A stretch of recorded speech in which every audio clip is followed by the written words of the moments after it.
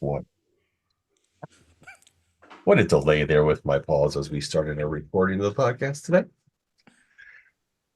I was just trying to throw you guys off to see if Pat would make a face long enough to hold it.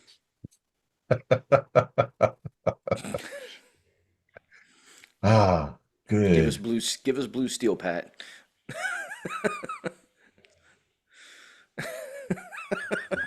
Oh boy.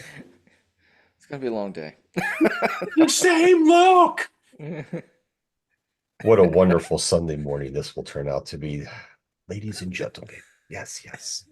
The best part is when he pulls the same look out at the end, and they're like, "Oh my god, that's it." What's wrong with all of you? It's the same look. Whatever the hell, Farrell's screaming.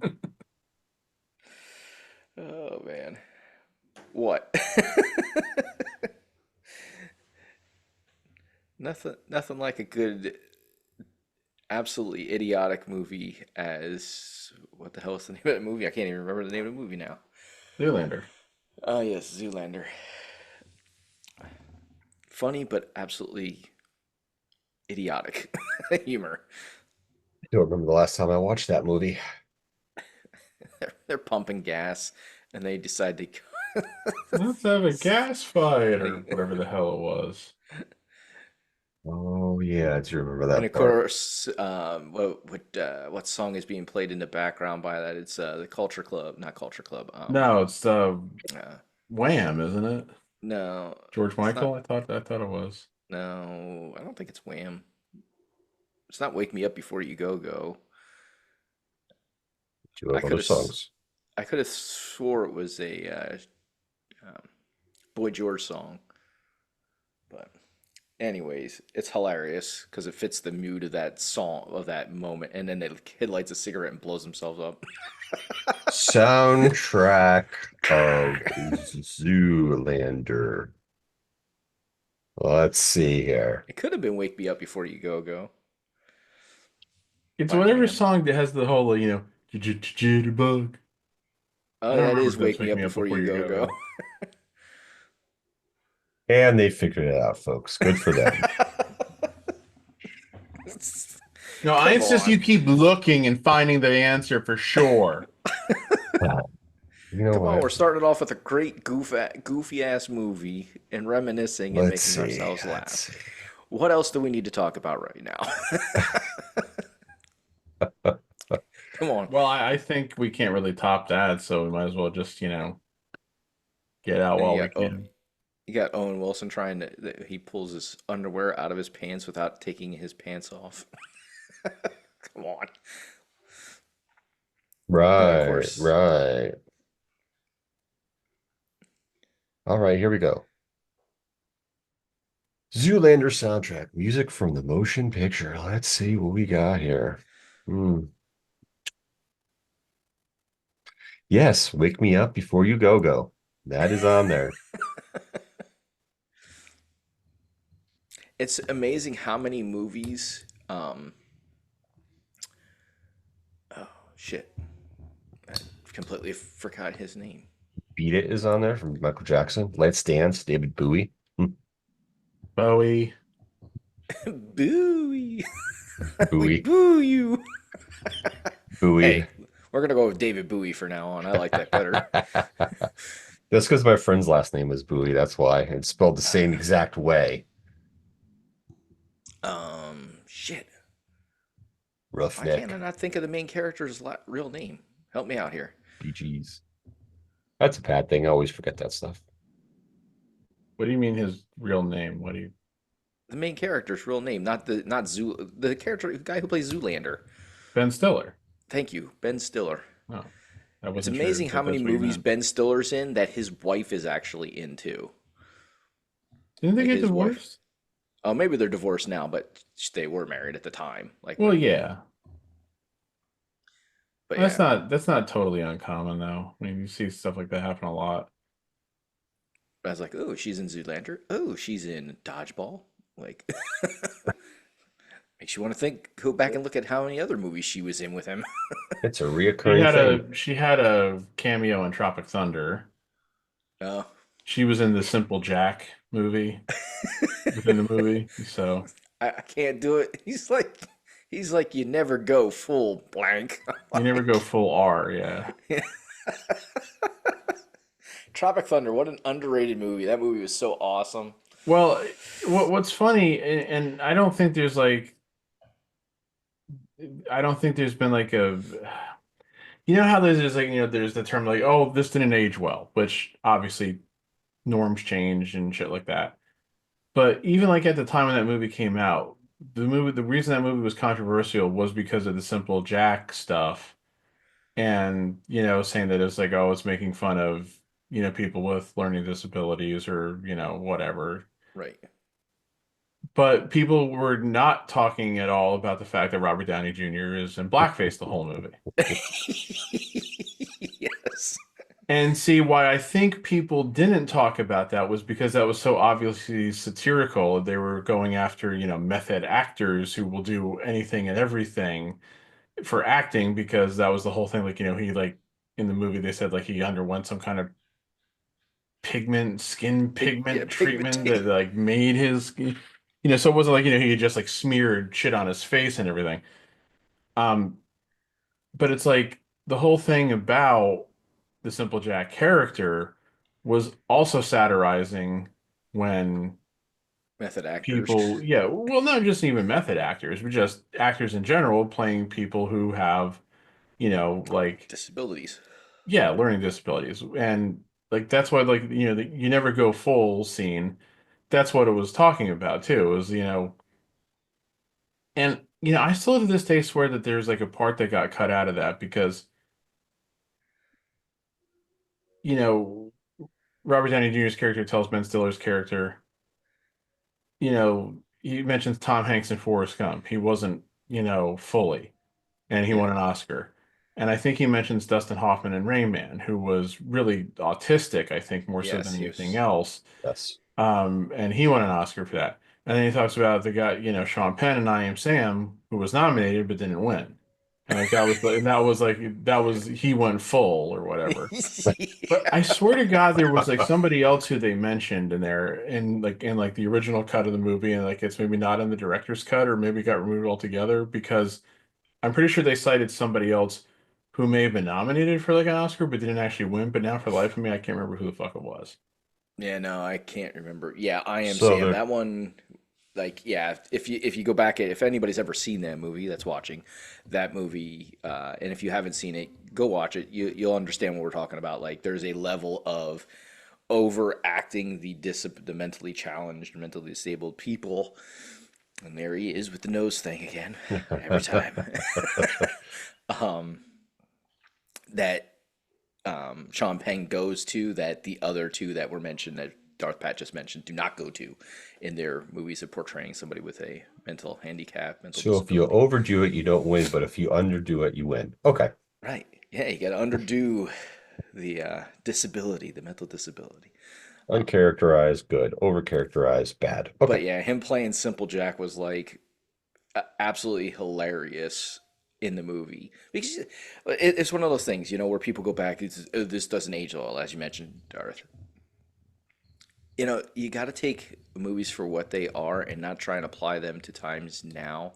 And actually, you got to understand what the movie's actually about, too. With Tropic Thunder, that is a complete satire of all the things that they're going over. The, people playing mentally handicapped people, the people that portray blackface, in early movies or did it in later times, that should have known better. They're making fun of it. Making fun of war movies, and stuff like that. Like that whole thing is a complete satire of everything, like that movies are about. Like that was Ben Stiller's purpose of making that movies was to make fun of other movies and actors and stuff like that. But Yeah. yeah, and it's funny because they've interviewed Robert Downey Jr. after that, and they're like, would you do it again?" Or do you regret doing it? He's like, "No, absolutely not, because I knew what the purpose was of me doing that character." And it's funny because he plays an Australian person who does blackface. So he's not even playing a completely white, like he's not Uh, playing a white American person. He's playing an Australian guy who plays a guy that goes under skin, right, underneath pigmentation changes. which I also felt, not that there's any one specific role from this guy that I can think of that was anywhere near the character, Kirk Lazarus as Lincoln Osiris, whatever his name was. Um, but because they made him Australian and everything, I felt like it was kind of sort of taking a shot at Russell Crowe. Okay. Could have been. Um, So, but anyway, thank you to the miracle of IMDb quotes. I found who the other person was that Kirk Lazarus tells Tug Speedman, wasn't fully, disabled. It was Peter Sellers in Being There. And yes, Peter Sellers was nominated for Best Actor for Being There, which was his last major movie before he died in 1979. But he did not win Best Actor. He lost, ironically, to Dustin Hoffman. Not for Rain Man, but for Kramer versus Kramer, as I see your Uh, daughter trying to be the star of the yes. show in the background. Um, But so yeah, like I think what I think was like the line about Peter Sellers and being there, like I know that was in like the cut when we first like went to see it in the theater and everything, but the only version of the movie that I've ever had on DVD or Blu-ray is the director's cut or extended edition, whatever they call it. And I'm pretty sure the line about Peter Sellers and being there is not in that version because I think maybe they went back and they realized, oh yeah, we cited two guys who didn't win Best Actor and then the third guy who didn't, Tom Hanks and Dustin Hoffman and then Sean Penn. So we probably also shouldn't have Peter Sellers in there because it actually does ruin the joke. Yeah, So, possibly. Yeah, yeah. um, okay. So right underneath the quote on the IMDb page, on the Yes. IMDb quotes page, right underneath the part where I found where it was Peter Sellers was the other person that mentioned. There's another quote from Tug Speedman as Simple Jack, which I don't remember, which means it must have only been in the director's cut, where he says, "You make my pee pee maker t tingle." I don't remember that, so that's got to be in like the. I think it's in the outtakes. Like I think they Okay, took it out and they put it like in those when they used to, on DVDs when they used to put the extra scenes that they got deleted. Yeah, yeah. I yeah. think it was in there because I remember hearing that line. Oh my God, that's so funny. That is hilarious to be. Oh, that's too funny. Uh, Don't be mad at us, folks. That was funny. But anyway, yeah, it's like Anything about a PP joke the is funny. Go yeah, ahead. but that's just it. Like the movie is pure satire. It's satirizing Hollywood. It's not, and like you said, there is that history of unfortunately of blackface in movies. You can go back and watch any number of classic movies where characters did blackface for various reasons. Like there's a scene in the Marx Brothers movie where they're hiding out from the authorities and they're hiding out where it's like a heavily, African American like shanty town almost. Um, and when the authorities come looking for them there, they all kind of quickly smear black paint on their faces to blend in, so that was like a practical thing. Then you have there's been plenty of movie musicals. Like I don't remember what the name of it was, but I remember there was one with Fred Astaire. I'm not sure which female performer might have been in it with him, where they did, blackface, during like a musical number. But again, that was indicative of the times, the old minstrel shows that went around and all that other shit. And of course, always the most famous example from classic films is, the first talkie, even though it wasn't the jazz singer, when Al Jolson does the blackface routines. hmm What was Oh, really always okay. kind of more annoying about the way that Al Jolson did it, and again, it was 1927, so it's a much different time. We're talking 100 years ago. He made these and it was because it was still kind of a hybrid of a silent movie and a talking picture, that he makes these over exaggerated faces, which really don't help. But they also did that thing a lot of times with blackface where they didn't like completely cover their faces. Like there'd be like circles around their eyes and like the oval around their mouth, which wasn't like colored. So Yes. it made them, I think that was almost like the way it was almost supposed to kind of tell the audience, oh, that's a white person in makeup, which I also sometimes almost wondered if that was like a way to make white audiences comfortable. It's like, oh, don't worry, you're not seeing a real black person. We wouldn't let those people on stage or something.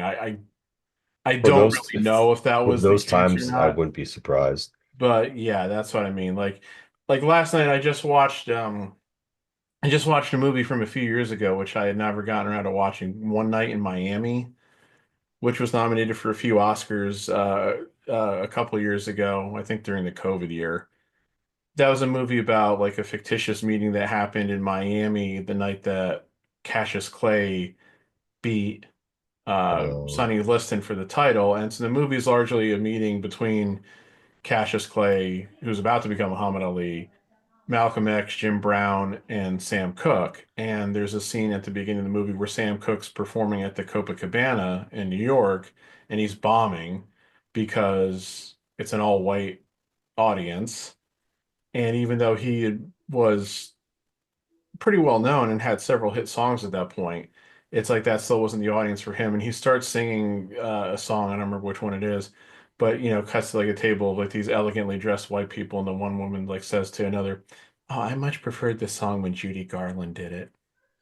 So no, such yeah, ridiculousness with that. yeah, and there was a scene like that in the movie Dreamgirls where Eddie Murphy's character is performing, I think, ironically at a nightclub in Miami, and he's bombing hard because his style was too black, really, for the white audiences. That's the way it was. Which, of course, is also the plot line in that movie when they take Jennifer Hudson's character out of the group and replace her with the other one. Is that Jennifer Hudson was too? I think the line they used is that she was too special, which was a way of saying that her voice was too black for the white audiences, Yeah. whereas Beyonce's character wasn't. So Well, yeah, I saw an excerpt from that movie. I'm pretty sure I saw it on TikTok, and I was like, huh, because wasn't Jamie Foxx their like manager or something like that? yeah, Or so the Dreamgirls is very thinly a very thinly veiled depiction of the Supremes. right. And so Beyonce's playing the Diana Ross role. Jamie Foxx, yeah, he was like the mogul. He was playing the Barry Gordy, who was like the head of Motown Records, who, by all indications, could be a dick when he needed to be, or or when he wanted to be. So Oh yeah, people. It's one of those things like they'll call people like Barry Gordy. Barry Gordy is uh, wide, widely renowned and very known for his ability to produce hit songs and hit artists. mhm. But there's a fine line that you have to walk to get people to get to that level, and sometimes you have to be a DICK to get them there. Well, yeah, Um, it basically comes down to, if you're going to be a mogul, there's going to be a certain level of ruthlessness that's going to be involved. Otherwise, that's going to have to be involved. Otherwise, you're not going to really be successful as a mogul. You have yeah, to you don't go to the step level on that Ike people. Turner went to, you Yeah, know. yeah, yeah. Oh, that's okay. Now that's it's a whole nother thing, man. Yes. I mean, Ike literally beat it out of Tina, and I mean literally, and I'm not joking. Um, and anybody who doesn't know who I'm talking about Tina Turner, and Ike Turner was her husband slash manager slash record producer slash everything to a point You- up until a time. Well, yeah, the funny thing is too, it's like they depict this in the movie that they made about Tina Turner about 30 years ago that was called What's Love Got to Do with It, which was also one of Tina Turner's hit songs. They show when they make the song River Deep Mountain High, which was credited to Ike and Tina Turner, but Ike is not on that song at all. Like they even and they show that in that movie. It's Tina singing with like a backing band and everything. But Phil Spector, I think, who of course very problematic individual in his own right, but immensely successful record producer and everything, like he wanted a Tina to do the song and everything, but he didn't want Ike on it at all. And I think they depict that in the movie, and that's like Ike was like one of the reasons like Ike was so pissed and everything. It's like Ike was a talented musician and songwriter too, but yeah, he was a complete piece of shit. Yeah. Yeah. It's like So, SNL in the early 90s, they had a running gag on Weekend Update when Kevin Nealon was Weekend Update and Tim Meadows had joined the show. It would be like they'd bring Ike Turner, being played by Tim Meadows, on the show for like, like an editorial comment, as I always did on Weekend Update. And he'd start talking about something, then it would very quickly devolve into Kevin Nealon asking him a question and him getting all pissy, and then like starting to like kind of like shove him in the face, push him or whatever, and then like Nealon would order him off, and then like he'd go on, and then like a minute later, like would come back and be like, "I'm sorry, Kevin Nealon, I didn't mean to do it," So I was watching. Speaking of movies, and this one just kind of sticks out to me. Is I was watching the movie called The 24th, and if you don't know anything about history, it is about a black regiment uh, Oh, that that movie. is stationed down in Texas, which this was back during World War One. Was it World War One? I believe it was World War One because I think yeah. it was 1917 or 1919 or something like that, somewhere in Yes, that time period. So Wikipedia tells me it was 1917. yeah, so and they were. It's interesting. Like if you want to watch a good historical piece that probably will make a lot of people upset, just because of the way that these gentlemen are treated. But take into account the time period, like that was, even before I think Jim Crow laws, like this was pre Jim Crow laws. No, it would have been right in the middle of it. Oh, right in the middle of Jim Crow laws. Jim Okay. Crow laws came about in like the very late 1800s. Okay, that's one thing I've never really been good about is knowing like when that period of time started. But anyway, so we're in the middle of Jim Crow laws. White man is superior. Um, blacks are still black people are still considered three-fourths citizens, I believe, at that point in time, at least in the South. Um, No, the whole like three-fifths thing was over because that was a slavery thing. okay, so Um, but they didn't really exactly have full rights. Like I'm pretty sure they didn't have right, voting rights still. right. This was not So after 1960 where we had the amendments to the Constitution yeah, and well, stuff that's like where that. like the Voting But Rights Act and the Civil Rights Act, it was in nine until the 1960s. Yeah.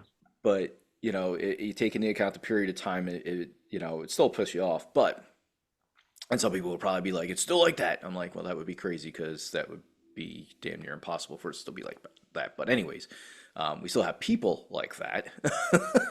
Yeah, we do. um, but yeah, it's crazy. They finally get to a point um, where too many things happen. Some guys in the regiment tell some falsehoods to get people riled up on in the military, and they go out and do something that they shouldn't have, and um, and it's a true story too. I mean, of course, it's probably fabricated to some point for Hollywood, but Of it is a course. true story of this regiment and what they happens to them as a result of the actions that are taken against them, and then the actions that they take, and then what the military does um, as a result of their trial in that. So, and it's interesting how they started off because they started off with the trial and then they cut like midway through, like when they were about to give out the sentence, back to the beginning of the story when they're in Texas.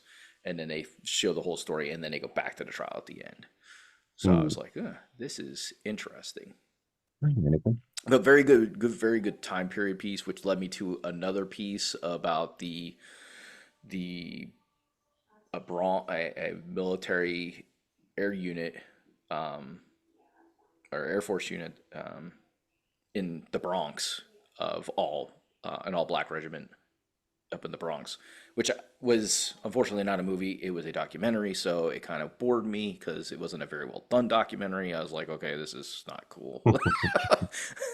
I gotta shut Sometimes this it off. depends on who's creating the documentary and how interesting they make and how much they can keep you engaged into their documentary. Yeah, I'm a big fan of documentaries, but there's got to be certain elements. One, you have to like depending on if you can. Now, this was late new enough that they would have had video, like they would have had like the 35 or whatever, Hmm. original like video cameras. So they would have had actual footage. Like I like to see actual footage from those areas. I like to hear people talk about, like historians talk about, like that time frame that are experts Yeah. in that area, and then narration. Like I like to have all three elements. Like you can't just give me like pictures and a narration, like, and that's if that's how I felt like that one was. It was like pictures of these people in this area, and then just the narration. I was like, well, this is kind of boring. Yeah, yeah, it's the meaning of the documentary is always good, but like I said, it depends on who creates it and how they go about doing it. Some are very, really good, very really good. I can't talk today.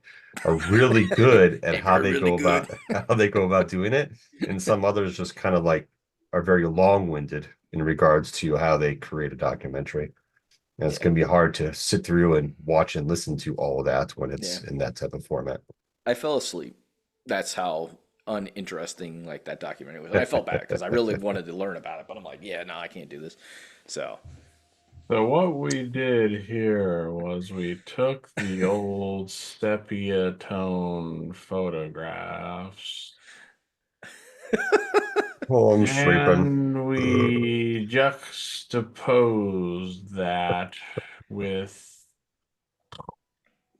but that go but once again, these kind of movies, I like period pieces. I like pieces that tell us about our history. I like to learn about that stuff.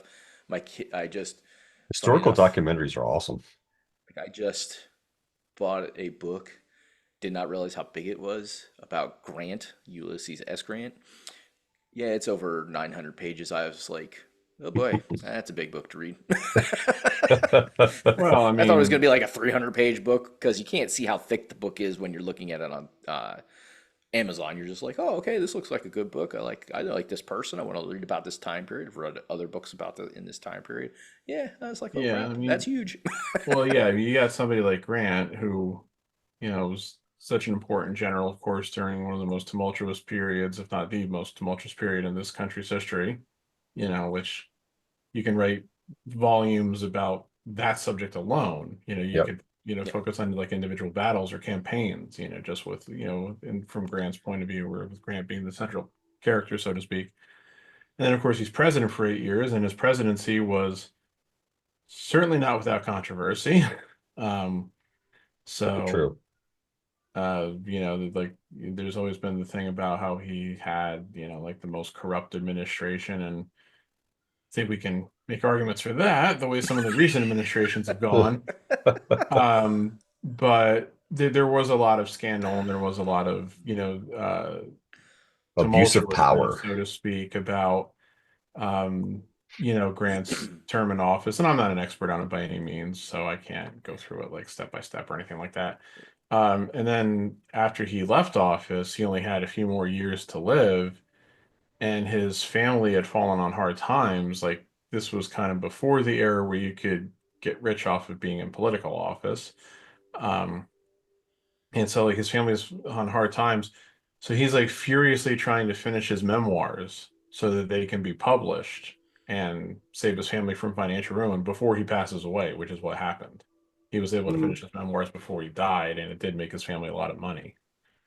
yeah, Um, it'll be interesting because it's definitely like I read a book on Lincoln, which there's been many book written on Lincoln, of course, he's and probably I wonder if Lincoln's the person who's had like the most like books written about him I from would like yeah, say American so. there's history. He's got to be up there if he's not the number one person.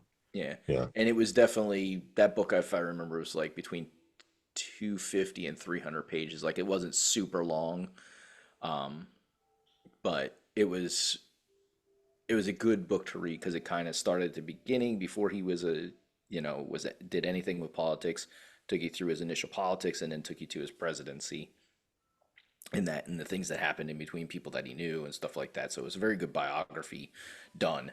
But yeah, definitely not as long as this book. So this book's going to be very super detailed in everything Grant. So, but I got to Yes, read, it will be. got to finish reading my Mike Krzyzewski book first, Leading with the Heart. I'm almost halfway through that, and then I have to read my book on JFK that I had started and did not finish, and then I can read Grant.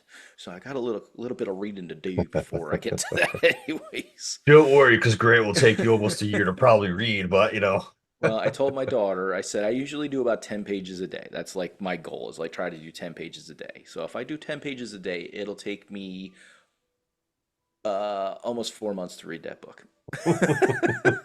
Mike Krzyzewski is the guy you can blame for all the NIL stuff. Oh, really? Coming from the This Tar is Heels fan, I'm surprised not no, blaming the Duke that really doesn't the have Duke anything to do coach. with it. The reason why I'm saying that is because it was several years ago now, while he was still coaching, he started doing commercials for, I want to say it was fucking American Express. Mm. And I don't think any like active coaches were doing commercials of any kind at that point. Maybe So local stuff. yeah, maybe, but I like again. So this, I mean, you're advertising American Express. So this isn't like hey, come on down to Bob Ford Chevy. It's like Bob Ford Chevy. Those are the first ones that popped in my mind. Ford Chevy. Oh, you're funny. Yeah. If your last name is Ford, are you there and you want to, become like a car dealer? Does that pretty much mean you have to go with Ford and you can't, anyway? Nobody's Um, buying Fords unless they yeah, want them to break. I yeah. like my Jeep, and my last name's Ford. Oh, funny. But I think that Krzyzewski starting to do those commercials kind of sort of course, and I say that, and now I'm finding this one for that was with Mike Krzyzewski, Rick Pitino, Roy Williams, and Bobby Knight that they did back in 2008, though I think it might have just been it was a thing for Guitar Hero. You know, Bobby Knight was Mike Krzyzewski's first college coach. Yes. Crazy, right? Because we know how old Mike Krzyzewski is. I Yeah. know. So anyway, what I mean is like I think once coaches started doing like national commercials like that, so it's like they're already getting paid millions of dollars, right? And I'm talking specifically college coaches here. I'm not referring to pro coaches. They're already getting paid millions of dollars a year to coach, and they probably also have contracts where like they get like like the bonuses or whatever for when they appear on like the local radio shows or whatever and everything like that. So, Residuals. so now they're also doing like full on advertising and commercials like this. I think that further led to the whole thing where with people saying oh, so these coaches are able to make millions and millions of dollars and the universities make millions and millions of dollars and the players get jacked you know Yeah, I mean, it's but been an ongoing battle for a while. the players get an education, which, as we've seen through some of the scandals that have occurred, specifically the one that happened in North Carolina several years ago, it ain't always much of an education. So, Yeah, it depends on what type of education we're talking about here. I don't right, care what college you go to. it's like, I General studies, great education. well, That's again, like 13th grade right there, baby. you can find it probably still if you go searching for it online, but there was a paper that was supposedly submitted by a North Carolina football player. Um, that got like an A. And I remember when I read it and looked at it and I said, if I wrote this in third grade, I would have gotten an F. Yeah. And again, that's not the player's fault, but again, it's like so like the school's making it easy for them.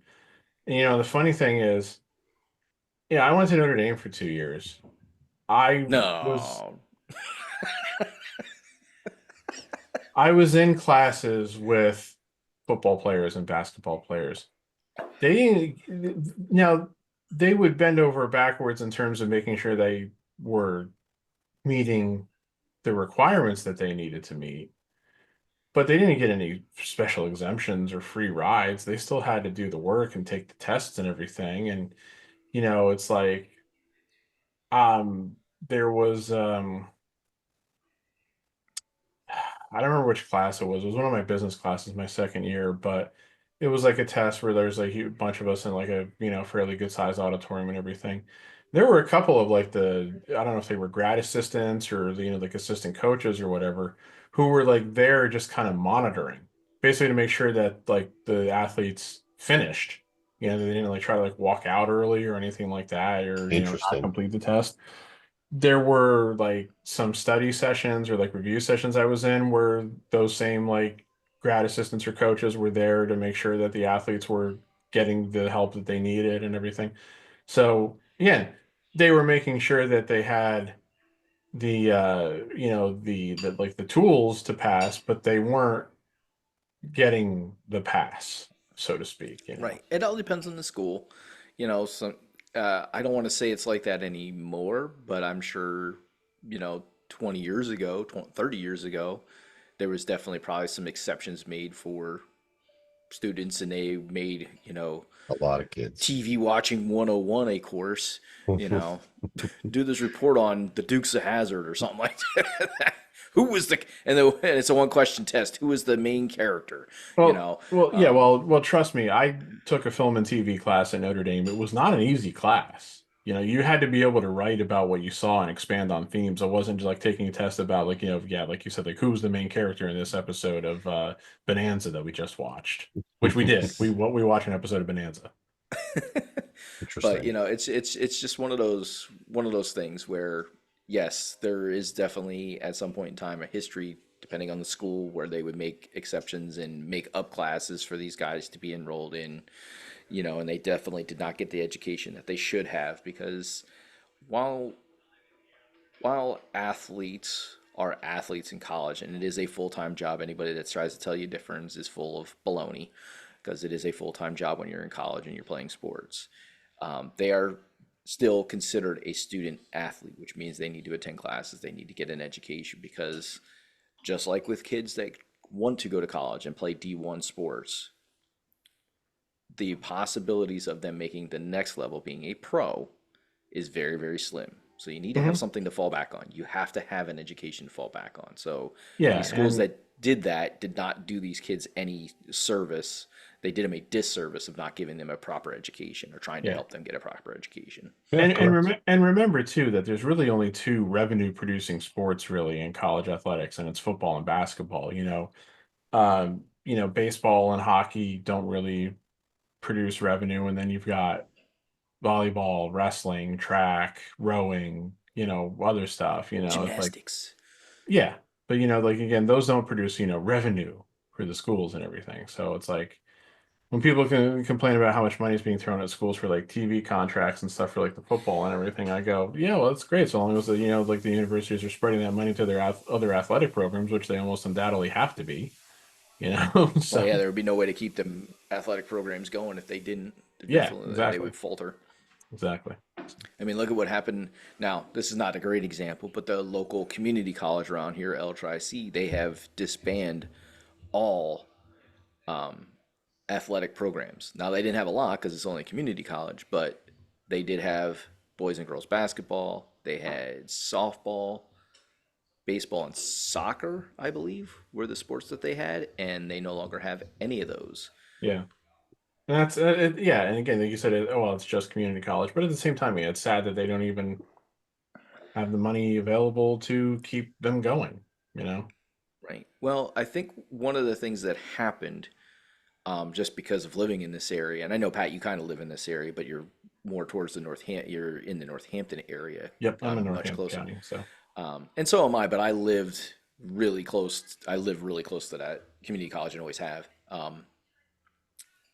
They were not being competitive from what, especially at least in the boys basketball. I can't say about the other sports, but at least from a boys basketball perspective, they were not being competitive, which means they were really not attracting people to come to that community college for their sports programs.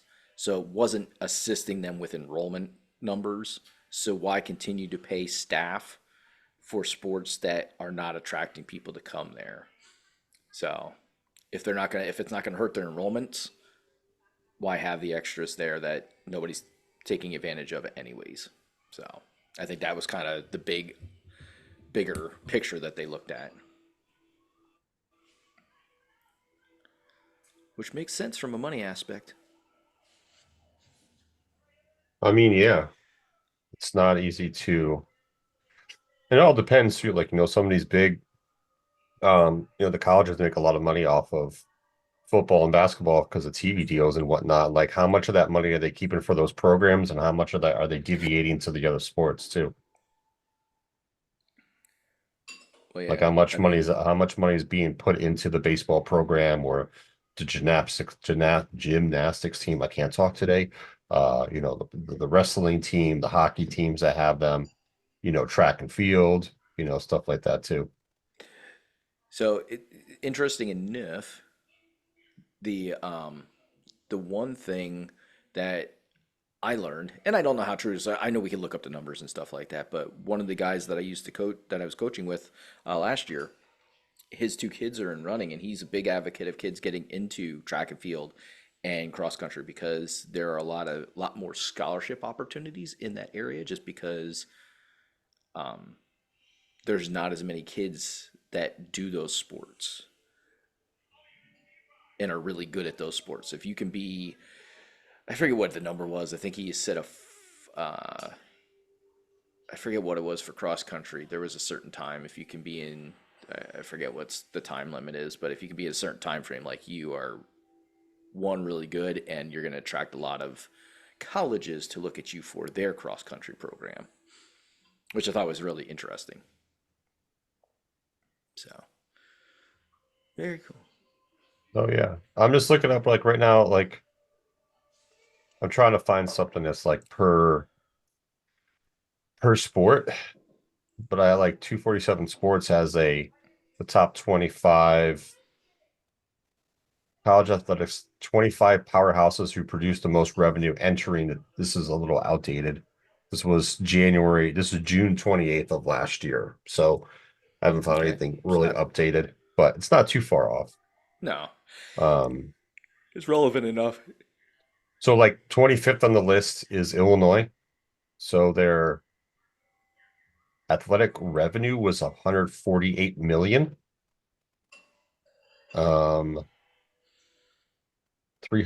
345,919. And next is Minnesota. They were at 148,707,000.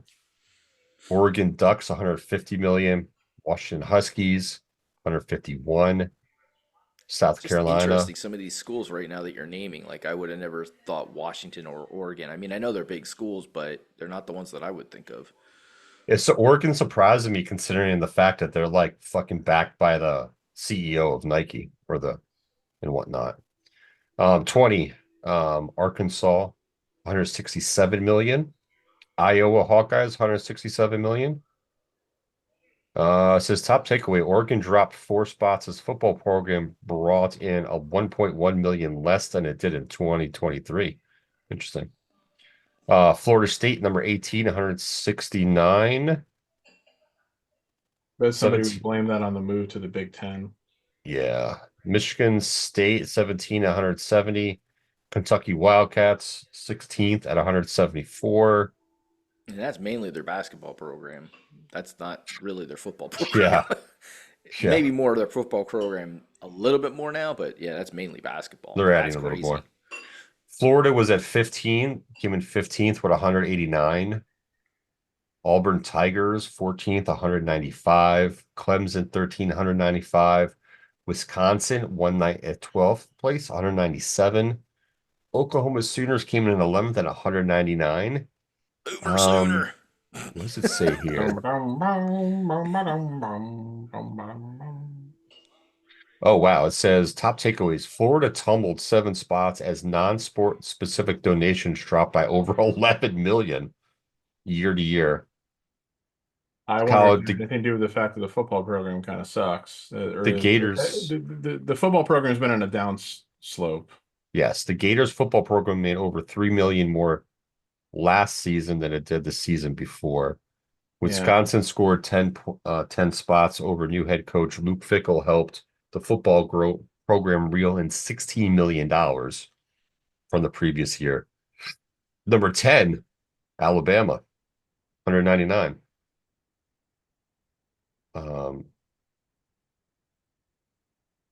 Wow, and this is crazy. So just for an example, they were 10th. The previous year, they were number 3. Alabama surprisingly dropped 7 spots in the list despite a college football berth in Nick Saban's final season at the helm. Football's ticket sales dropped by 3 million year over year, while men's basketball grew over $1 million. Wow.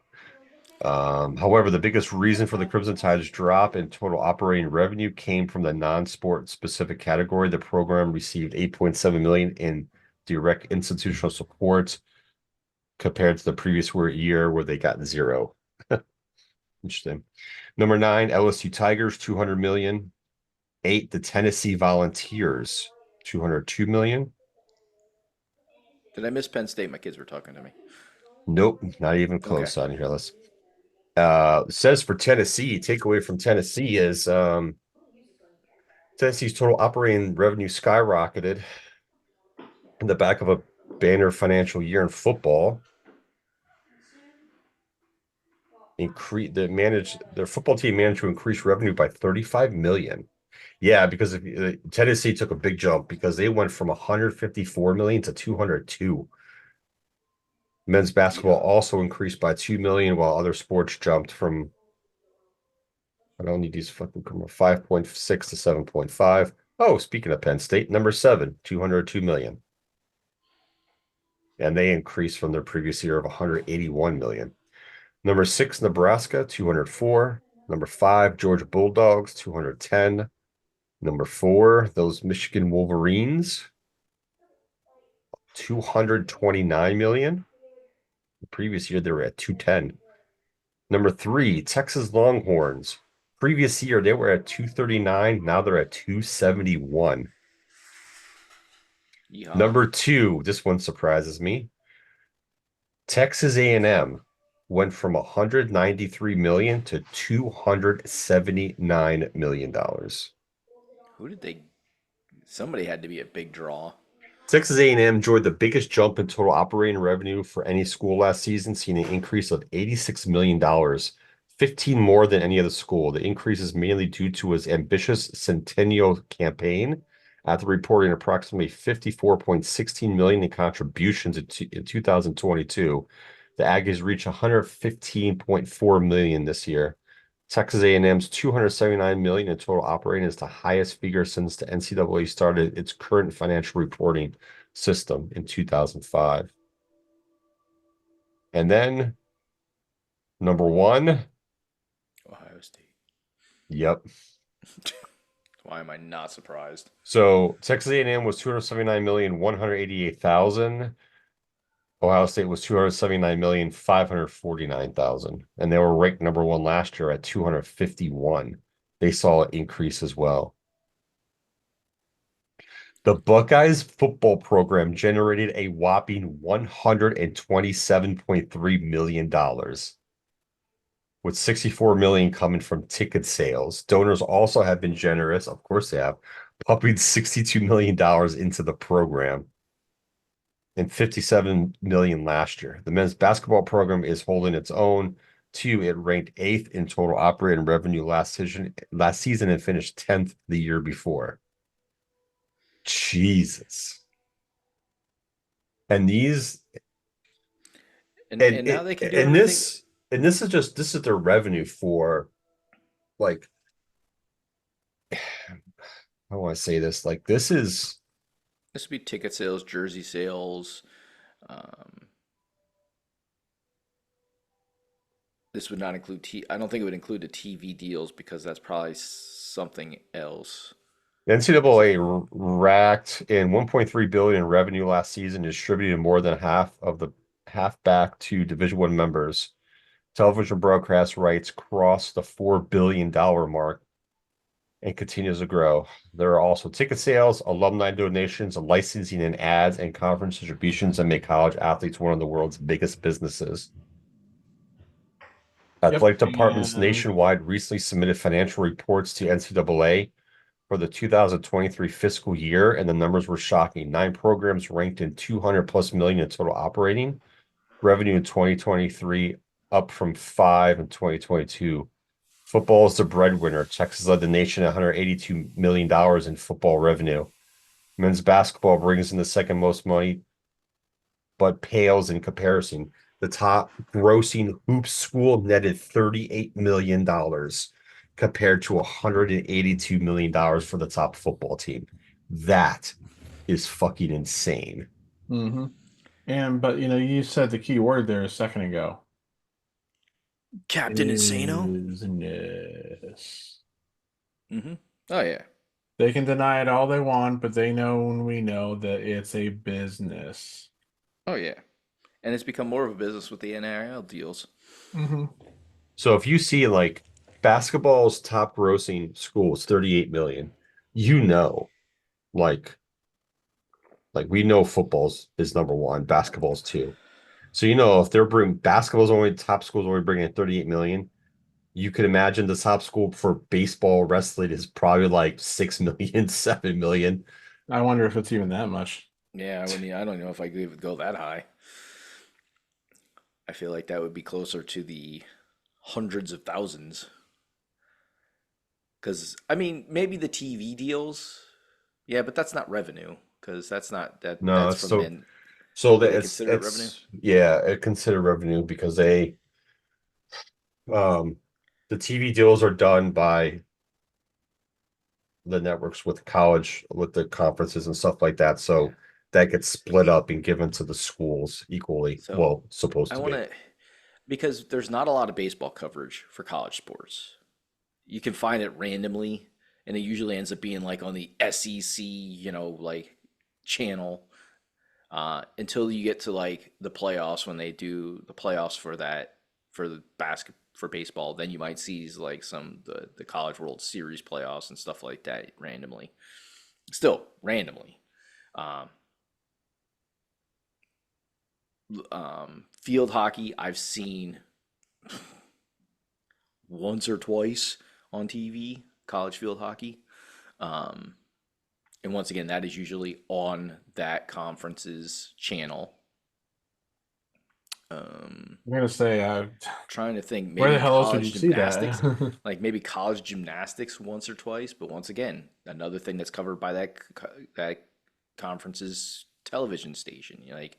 You just they're not getting the big network deals. They are getting the college station, not the college station, but the conference station, TV station money. So they're not getting big money, and they're getting very minimal coverage. Like ESPN is probably the only time I've seen anything covered for like college baseball. College baseball, you're going to see on ESPN, you're going to see on the old networks like the Big Ten Network, SEC Network. They show college baseball all the time. So it's just ESPN2 is going to show college baseball, and now they're doing it on the streaming services. So that's helping their revenue per se with that. But yeah, it's so yeah, it's one of those things. If you're not one of the two big sports, yes, you get airtime, but it is very minimal. It's definitely not the kind of money that you're going to get from being basketball or football. Um, so yeah, they have to. If those colleges are doing the right thing, they are filtering that money down to those smaller sports to be able to get athletes to be competitive and give them opportunities. I just found a Because they website sure that the hell aren't breaks. getting the NIL deals either. I just found a website that kind of gives more of a breakdown. So, top sports by revenue is a measure of individual sports programs at each college. Top sports by revenue. So this is telling you like the college, the sports, what they rank in prior rank and how much revenue in prior. So the top one, basketball doesn't show up until uh, you know, holy shit, probably at 51st. Duke University, basketball, 51st in revenue, 47th last year. The revenue was 49 million, up 3% from 47 million. They have more than Kentucky. Wow, Yeah. that's surprising. I remember Duke's got a very robust alumni base, and they're very much of the nose up in the air crowd. So Here's the other big thing. So 57th is the first baseball team, Brigham University. who? Brigham. Oh, not Brigham. Bring them. I see. I can't fucking read today either. Uh, Bingham, Binghamton, Binghamton University. Oh, New Joe, York. Joe, Yes. I'm gonna have to ask you this seriously, as a friend. How much did you drink last night, and did you black out? I don't black out anymore, but I still drink. That's I funny. might be still having slurring effects. Bingham Okay, since you just took a drink on camera, what's in that cup? It's green tea. Don't worry. They're this They're university Jer the is Jeremy, it's intervention time for him. it's give me a couple more years. This is baseball team ranked 57th. They were 170th last year. They had 44 million in revenue, up 288% from their 11 million the previous year. So Binghamton University pulls in the most of any baseball program. and That is very hard to believe because Trying to when you hear see. about they're the like the Bearcats. And prominent this prominent is college baseball teams, they're never there because and for one, this they're a northern team. this is from this website called College Raptor.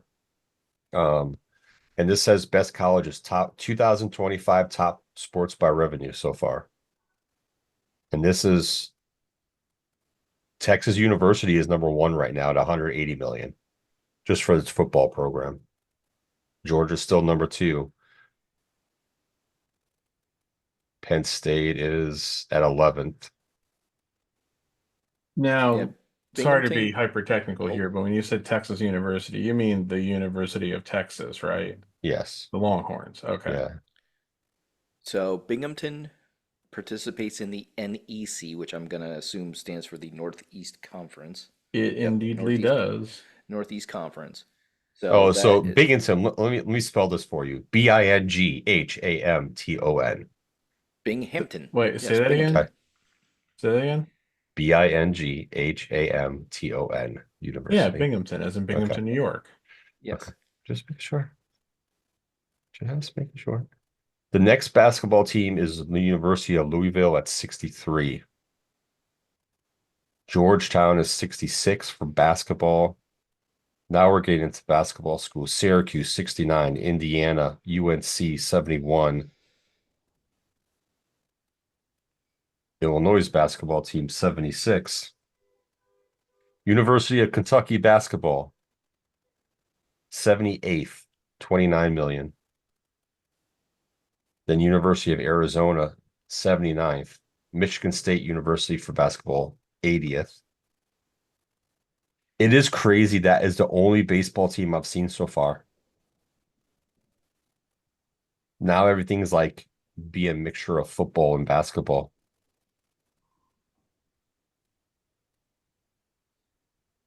Holy shit. Trying to find out more about the NEC to find out what level of college Penn State's basketball team is 125th at $17 million. The NEC is Division One. You know, Yeah. it's must be small Division One. well, yeah, I mean again, it's and they've also had a lot of fluctuation lately with teams changing, and I think they've recently added a couple teams from under Division One ranks who were like in like what they call the transitional period and everything. So like they're not an FBS school, obviously. I'm not even sure if they're a football playing conference at all. I'm guessing not, because I'll read you the schools that are full members here: Central Connecticut, Mhm. Chicago State, FDU, which Fairleigh I'm not Dickinson, sure. Fairleigh Dickinson. I've been on Dickinson. their Okay. campus when the Giants used to hold training camp there. This one I'm gonna screw up. Lemoyne, I believe it's pronounced Lemon, Lemoyne, LIU, Long Island. Mercyhurst, Yep. St. Francis U, Stonehill, and Wagner. Those are their full members. So Lemoyne, Mercyhurst, and Stonehill are all recent converts up to Division One. St. Francis was the team that from that conference that made the NCAA men's basketball tournament this year. And I believe like a week or two after they were eliminated from the tournament, they announced that they're going down to Division Three, and I think they even said maybe ending a lot of their athletic programs. Which Sad. is interesting because I don't remember if they were also in the Northeastern Conference. They might have been. There was also St. Francis, New York, who was in Division One up until a couple of years ago, and they likewise had dropped to Division Three. So Yeah, and they have a lot of associated members, and that's based on which sport they put in that particular conference. Like yeah, if Binghamton, you ever go to the Wikipedia page for like any of these Division One conferences, you'll see like, like a section of full members, and you'll see a section of so-called like associate members, which is basically schools that participate with that conference for maybe like this sport or that sport, and that's Right. because their primary conferences don't have enough for those sports. So that's Right. Like And like, Notre that's Dame. what and yeah. Binghamton does that. So they participate for men's golf, men's tennis, and women's tennis. So they don't even have that's not even their baseball conference. I sorted this out by sport. This is gonna blow your mind. This is crazy. Didn't I blow your mind this time? So this is the baseball. I sorted out in baseball, alphabetical BA, right? So that college we're talking about, 57th ranked, 44 million. So far, the next highest school is University of Mississippi, ranked 207th. That has so far brought in $10 million, but is up 23% from last year at 8 million. Next third on this list for baseball is North Carolina State University at 210th ranked.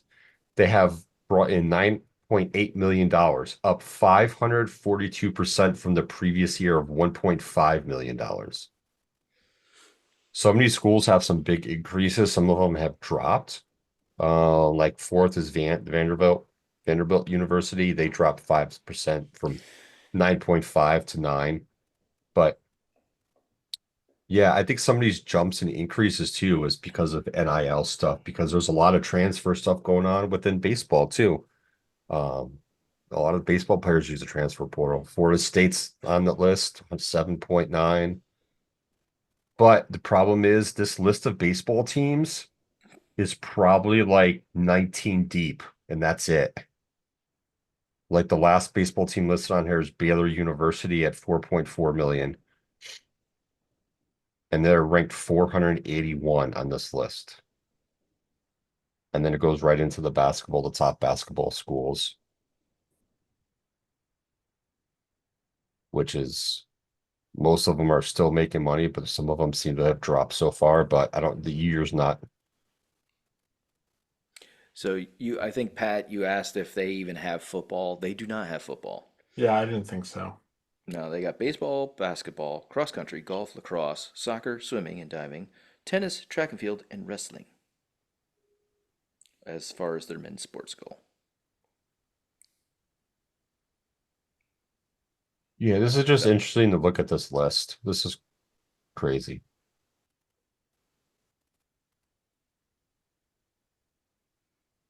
But I resent football being called crazy, sir. football is king. You know what I mean? Football is king in college Yep. football, and it's king in the NFL. It's king in the major four sports, unfortunately. Oh, I can't really say unfortunately, but Well, I mean, I could, but there's reasons you can say that. I hold baseball is mean, no on. longer America's sport. I Listen, mean, there's an equestrian team has moved that made along. the list. Ooh, an equestrian team. Baylor University ranked 403rd. Equestrian Why am I not surprised it's Baylor that has a freaking equestrian team that brings in money? brings in $5 million, up 82% from last year. That is That's just the cost for the horses. horses are fucking expensive too, bro. Well, those type of horses, absolutely. They're Yeah. specially trained. They're a special breed of horse. I'm just trying to see if any other They probably sport have a pops up special on this nutrition list. plan for those horses. Oh, here we go. Here we The- go. Here we go. Here's other supports. Gives you an idea. Two schools with golf made the list. Ooh, University of Hawaii, interesting. $8 million in revenue. Arizona State University, um, $4.7 million. For golf, also. Yep. There are only two Okay. in golf. Then we come into ice hockey. Ooh, ice hockey, Wisconsin. Got to go with Wisconsin. Providence is tops with 7 million. Boston University, 6.9. Penn State, 6.4. Boston, 6.2. Northeast, 6 million. I mean, that's Quinnipiac. How the fuck you say that goddamn school's name? Always fuck that one up. That brings in a little over 6 million. The hockey's revenue seems all these schools have been positive, bringing in more money than the previous year, probably because of NIL is probably helping a lot of these colleges bring in more money for their other sports. And these are Well, these colleges for hockey I'm listing, and the rest of them are really the top college hockey programs in well, the and in the and it's country. funny because you mentioned Penn State. I have a lot of people I went to school with went ended up going to Penn State. Big surprise. Um, because I feel like that's the university to go to around here. Like everybody's like, I gotta get to Penn State. But anyways, um, they were making a big deal about going to Penn State hockey games. I was like, who the hell goes to a Penn State hockey game? Yeah. Like, so like hockey in Penn State has definitely, evidently grown in interest um, over the past at least year. Because I've never seen a post about people going to see Penn State hockey. This was the first year I've ever seen that, so it was Listen, interesting. I'm out to lacrosse. Oh no, Binghamton, number three for lacrosse in revenue, 5.3 million.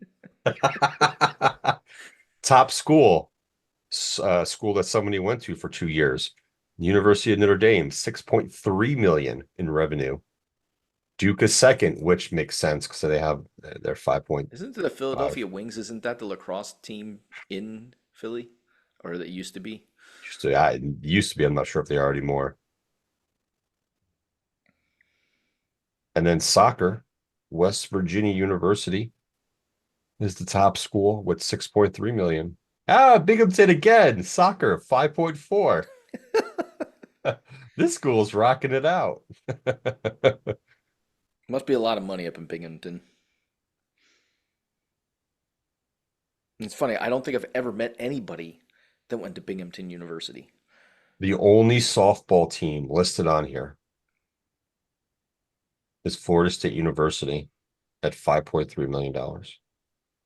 There's a handful of soccer teams, probably like 13, 14 on here that are all making over $4 million in revenue. Um, Now we get to, here we go. Swimming and diving. One, two, three, We've three. lost him, Pat. He's going to every sport. Hey, it's an alphabetical order. I'm just throwing out facts here. Fans are probably gonna get bored of me, but it is what it is. West Virginia, Indiana, and Notre Dame are all the only three swimming and diving. 6.3, 4.9, 4.4. And then the good old track and field. Guess who's number one in track and field? University of Colorado, 8.6 million. That's interesting. Baylor's second at 6.5, which I'm surprised they're second. Kentucky's on that list. Florida State, 4.9. There's a lot of track teams on here making some money. Good for them. Oh, that's the end of my list. And the Oh crowd no, hold on. rejoices. Volleyball. Oh. I miss volleyball. How Penn can I miss State's got to that? be up there with volleyball. They've got a huge volleyball program. They do, but they're not making money. There are only two Oh, volleyball programs on here. One, Purdue, 6 million. And the next one is the University of California, Los Angeles at 4.5 million. And that ends my list officially. Sorry, folks. so I the bored the shit out Philadelphia of you. Wings still exist. Oh, okay. There is a professional lacrosse. Um, I don't know where they are because it doesn't say they're in playoffs. But as of yesterday, Saturday, Calgary, the Calgary Roughnecks and the Halifax Thunderbirds played, The and Halifax Halifax group. won 16-12. All right. There's a score update for you fans right there. We all wanted to know that. Yeah, absolutely. Of course you did. So Pat's sitting over here closing his eyes, dozing off to our shenanigans here about this revenue topic as we've gone probably too far with it. Whatever. It happens. We can get into more fun stuff like the NFL draft and why the Cleveland Browns drafted two quarterbacks, Daniel Was Gabriel and Shador Sanders. so there So now is they have five quarterbacks on their huge team. so there is huge controversy amongst the analysts and stuff like that about why Shador dropped to what, the fifth round Yep. before he got picked. Yep. Like, of course, one of them, which I sometimes this guy has good takes, sometimes I'm like, take him off the air, and it's always comes to take him off the air when he talks about He's one of those analysts, and I think he was a pro football player at one point in time for like a year. Um, he always brings race into it. He's like, he didn't, essentially, he said he didn't make himself palatable to the owners. And the owners are white. I'm like, So tell me why Cam Ward was drafted number one. well, because Cam Ward made himself palatable. Such a stupid argument. Yeah, it is, and he's done that before. And I wish I could think of who he is. Damn it, I've come across so many of his tapes. I've heard that as well, from some people, and I don't think that's the case. That has nothing to do with it. Because Cam Ward wouldn't have went number one. So and I don't want that's a tad bit ridiculous. Shedeur Yeah. Sanders is talented. Don't get me wrong. He's a good quarterback. Should he have been taken in the first round? Probably. Does it have something to do with his father? Reason why he wasn't taken in the first round? Probably. Does Mhm. it have something to do with some of his antics that he does on social media, maybe, and some of the other stuff that we see on television? Probably. Does it have something to do with the interviews he gave to the media in regards to his draft and stuff like that? Probably. So, it is interesting when you see, the draft room drafting Shedeur Sanders, and everyone kind of has like a a monotone look on their faces with a handful of people in the background, clapping. And I don't, and like I look at Shador Sanders' hair. He's got like a afro. Like So, like it's not like crazy hair or anything like that. It doesn't, yeah, I see, I don't know. don't So that see. whole palatable thing, that doesn't make sense to me when you're talking about a guy who's wearing, it's not even like a full blown out like 1970s afro. It is like a very tame afro. Yeah, I could, to me, that makes, listen, if you're going to complain about someone's hair, that's just asinine to a certain extent because every culture has different types of hairstyle, different types of hair makeup with the texture of their hair and shit like that. That's just fucking stupid. It, him going this far down has to, I don't think it has any, he's a more talented quarterback than the kid from Oregon. Right. Oregon had more. The kid from Oregon, Gabriel, is talented. Don't get me wrong, but he's not doesn't have Shedeur Sanders skills.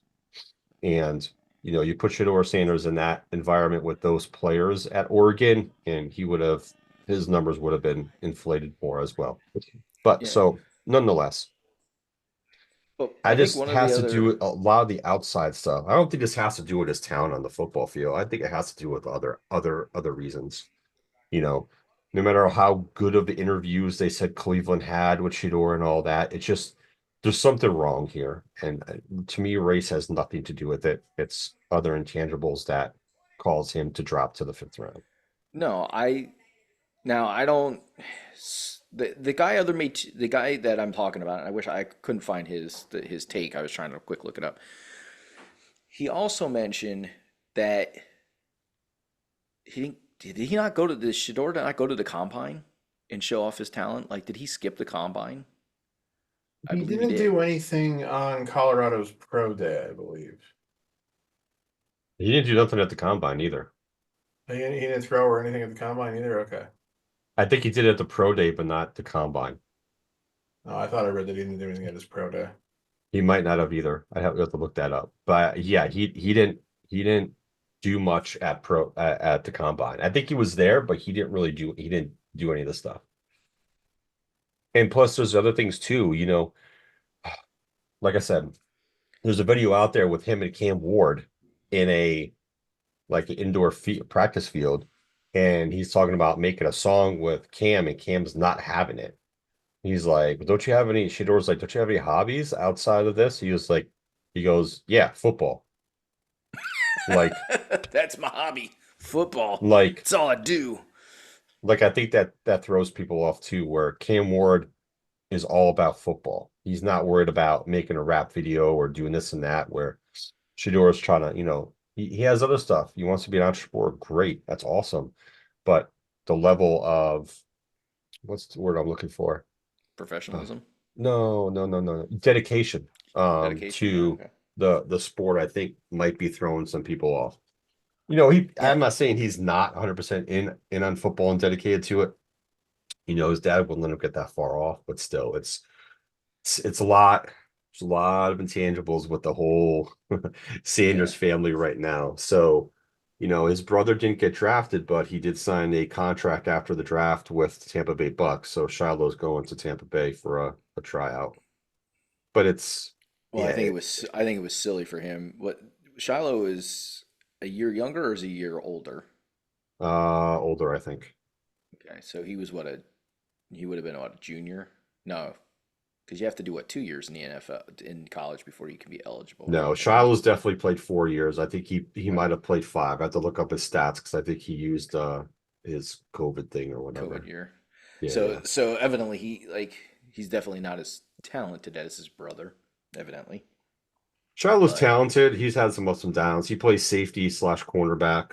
I think he got drafted by, I think he originally got recruited by South Carolina.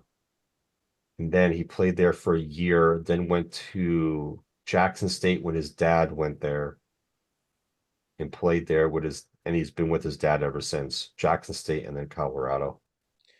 well, I mean, if there's a good person to learn that position from, it would be his dad. But Yeah. his dad's the head coach, so he's not, unless he's doing extra work with him off the field, he's not teaching him that position. That's going to be the cornerbacks and safeties coach.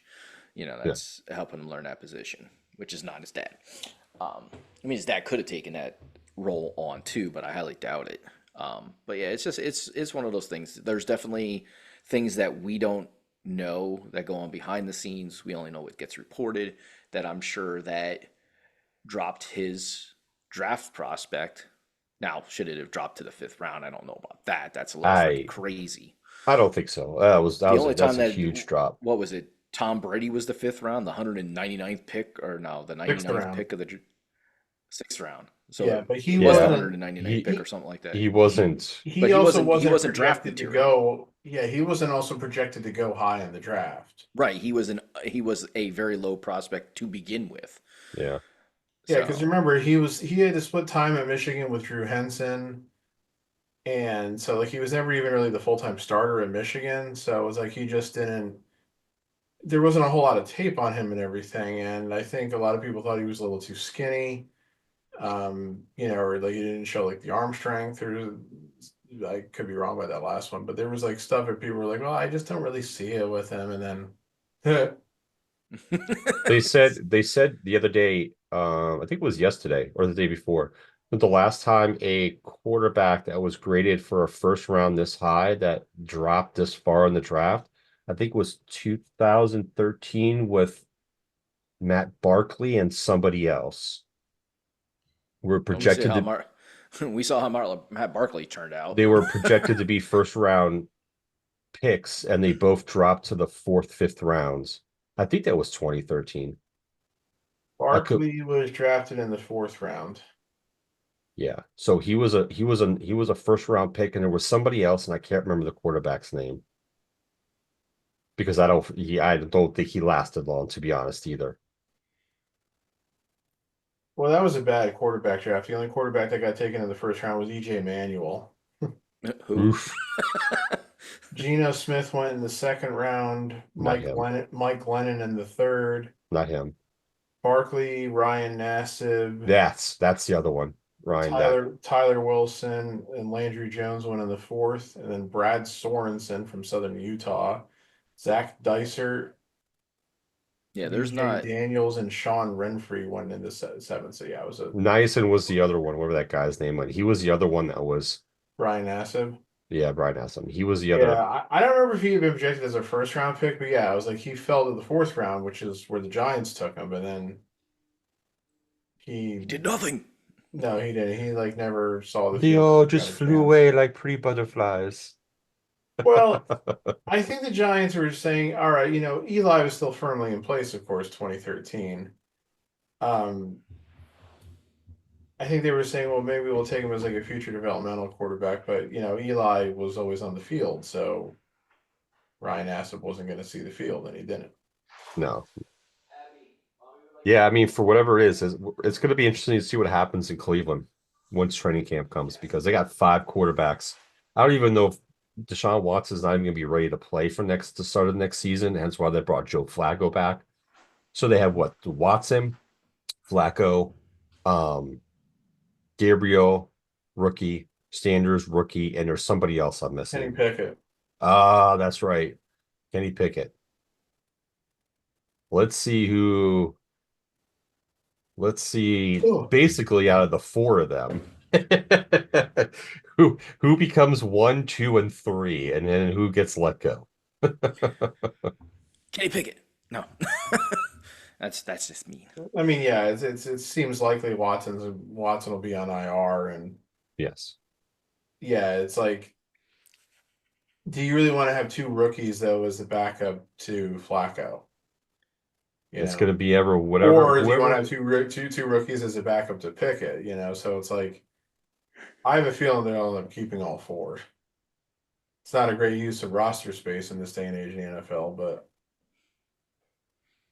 Yeah, yeah. Or something might happen where somebody else needs a backup, and they could trade for one of those guys. Pickett might get traded. That could be a possibility. But man, that's crazy to have 2 rookies behind Joe Flacco. It's their backup. Old man yeah, Flacco. you don't often see teams draft 2 quarterbacks in the same draft. No, and that's such a weird thing to see. There's more to it. I just don't. It's just interesting um, to see where it goes. And the other quarterback controversy, the dude from Ohio State, Howard, got picked by the Steelers, which not surprised. And I guess Pittsburgh is really still waiting to see what good old Aaron Rodgers is going to do. Yep, I think that's pretty obvious. So Goddamn Aaron Rodgers. I'm so sick of Aaron Rodgers, to be You honest know, with you. It just drives me crazy. I I wouldn't say I was his biggest fan. I had no problem with him until he started pulling the bullshit that he pulled in his last 2 years at I've Green always Bay, had and a problem with Aaron Rodgers, now but is carried over to the Jets, and now is going away from the Jets, and now is going to carry over to the Steelers. Like that makes me lose interest when you become that self-absorbed as an athlete and make it all about you and not about the team that you're going to be playing on. Now I don't like you. And that's where, Aaron Rodgers is gone. like how much time do you really need to think about if you're going to come back and play another season or not? Like we're not in that position, so we can say that, but at the same If time, teams asked T.O. would go back right now. oh fuck yeah, you would. He'd He's be like, he's always I'll hop in my hyperbolic chamber and get all ready. he's that dude's gonna look jacked till the day he dies. He'll be 92 years old, so looking semi jacked. You know, that guy's just just crazy. like Dwayne. Yeah, probably. Yep. Hey, Dwayne's on his next round of freaking stuff, all right? He's on his next, what do they call that? Their Cycles. cycle. He's on his next cycle. He'll be good. When it comes to WrestleMania, he'll be fine. Well, He'll be off his cycle for then. I liked what Brian Last on Jim Cornette's podcast said a couple weeks ago about Dwayne. He said, I don't even think he can bend over and touch his toes anymore. No, I highly doubt it. If he can, I'll be super shocked and surprised, but I don't think so. I just so I get it. He wants to look good. Everybody, I think most people, I won't say everybody, most people want to look good and feel good about themselves. But like a lot of Hollywood people, just put it that way, like a lot of Hollywood people are so self-absorbed into the look that they can't see anything else but their looks. Like he You know, feels like if he doesn't look like that, like he's not going to be a dominant actor or he won't be taken seriously. And maybe he does it for health reasons, but I think it's more than that. I think it is more of the Hollywood persona that he wants to portray. I think that plays a big factor into it. Where Batista, on the other hand, has gone from Jackman to where the hell is Batista's body? Batista's turned his body into a more lean fit Yes. a But it's body kind for of weird himself. because his head looks kind of oddly shaped now He because doesn't he's have, lost. yeah, he doesn't Yeah, have all that bulk, which is good. Hey, listen, and Batista's going about it a way where you continue to do that, being fit helps you live longer. It's one of the aspects of mhm. working out and stuff like that. So for Cycling does him, not. um, he might outlive The Rock. Who the hell knows? Um, I think he's already older. Isn't he older than The Rock already? yeah, I think Like, he is. I yeah. have to double check, but nonetheless, it's yeah, that's the different types of living styles and whatnot. Other than that, I thought the draft was kind of like blah. Yes, I Nothing. did. I did not get to see much of it because since I have canceled live TV for the time being, the only way I could see it, the only way that ESPN Plus was showing it, because I still have ESPN Plus because I have the Disney Hulu ESPN bundle, was they were showing like the McAfee cast, and that was only on Thursday. They weren't doing that on Friday or yesterday. Um, and like Mike McCarthy was on with McAfee and some of his Yes. guys, which was kind of funny. Like he was fine with what he was saying and everything, you know. Yeah, he Um, wasn't too outlandish. yeah, and they had like Peter Schrager is one of the guys that's on ESPN.com and everything, who was providing some good insight. There was one guy on McAfee's podcast, I don't know what his name is, but he was doing what could only be termed as vulgar Mel Kiper. Oh yeah, that's fuck, Like what's his name? he was definitely trying to impersonate Kuiper's voice. He does. He's done it in front of Kuiper too, and Kuiper thinks it's hilarious. Yeah, yeah, he was saying whatever the hell he wanted. So he was saying fuck a couple times, and it's like a few other choice words that wouldn't be allowed on normal TV, and Yes, of everything. So course. it was an interesting listen. Yeah, yeah, they're that was a special group of guys. To be honest with you, the draft was just it was kind of like the same old thing. It was they were no matter if you watched it on ESPN or ABC, whichever group you wanted to listen to, I just felt like it was the same rhetoric over and over, just rehashing the same shit. It Well, didn't. yeah, that was the thing. I mean, I was seeing some feedback from the one Giants blog that I follow, where it sounded like ESPN and Kuiper in particular were just fixated on what was going on with Sanders. Like they didn't really spend a lot of time talking about Cam Ward after Cam Ward was picked number one. And then it all just became about why did this team pass on Sanders? Why did this team pass on Sanders? Yes, And then it just kept going on and on until he was finally fucking picked. So we're talking 2.5 days of the 3 day coverage. And it's like, yes, they yeah, I were don't know if I fixated could on have, it. I don't know if I could have stood to listen to that because under most circumstances, I would have been like, all right, the Giants made their pick. I don't need to watch the rest of this. I'll just, follow along on like DraftCast or whatever.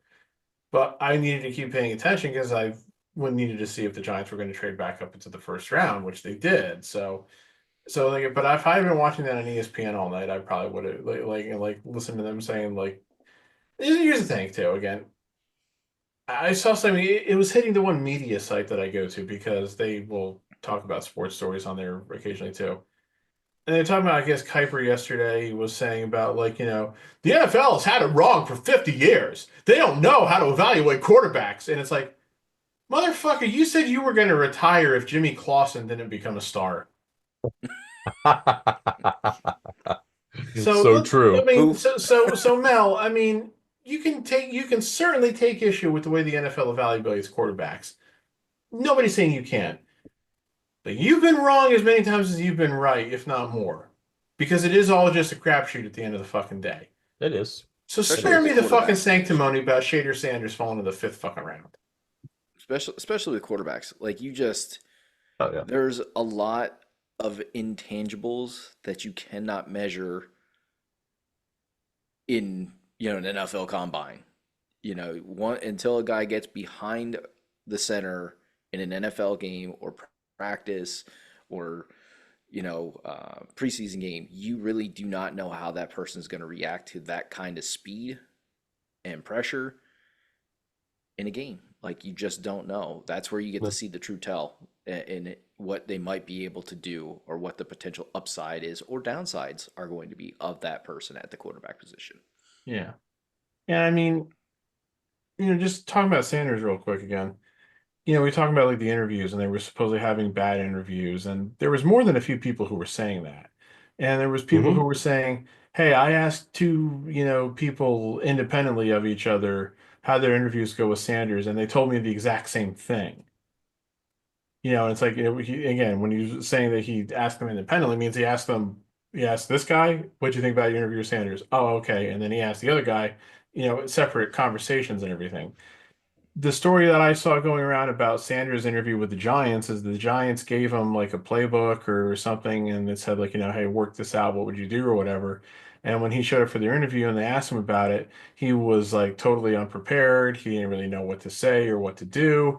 And Brian Dable supposedly called him out for it, and Sanders supposedly got his feathers ruffled by that. And it's like, I would like to know what schools or what college. Geez, whiz. Let me try that again. What teams his dad told him that he's not allowed to go to, because he's quoted as there's an interview. He's like, "Yeah, my son will not go play for certain teams." I'm like, "Well, that's pretty ballsy."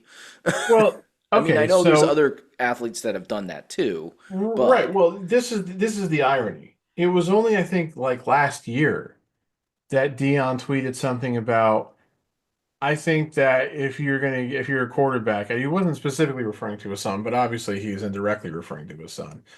Like, if you're a quarterback and it looks like you might get drafted by the Browns, you should pull an Eli." Yep. Oh, sweet, sweet irony. Yeah, you get drafted by the Browns. You know, and yes, but like you said, we because have I'm the two very sure his we have dad the did two not want him to get very drafted by the Browns. But yeah, when I you're mean, getting but going yeah, in the fifth round, you really don't have much of a choice. we have the two very famous examples of players saying they didn't want to get drafted by this team and essentially forcing the team to trade them. It was Eli Manning, and before that was John Elway. Yep. Well, didn't Peyton And Manning get? No, Peyton Manning was not drafted by a team.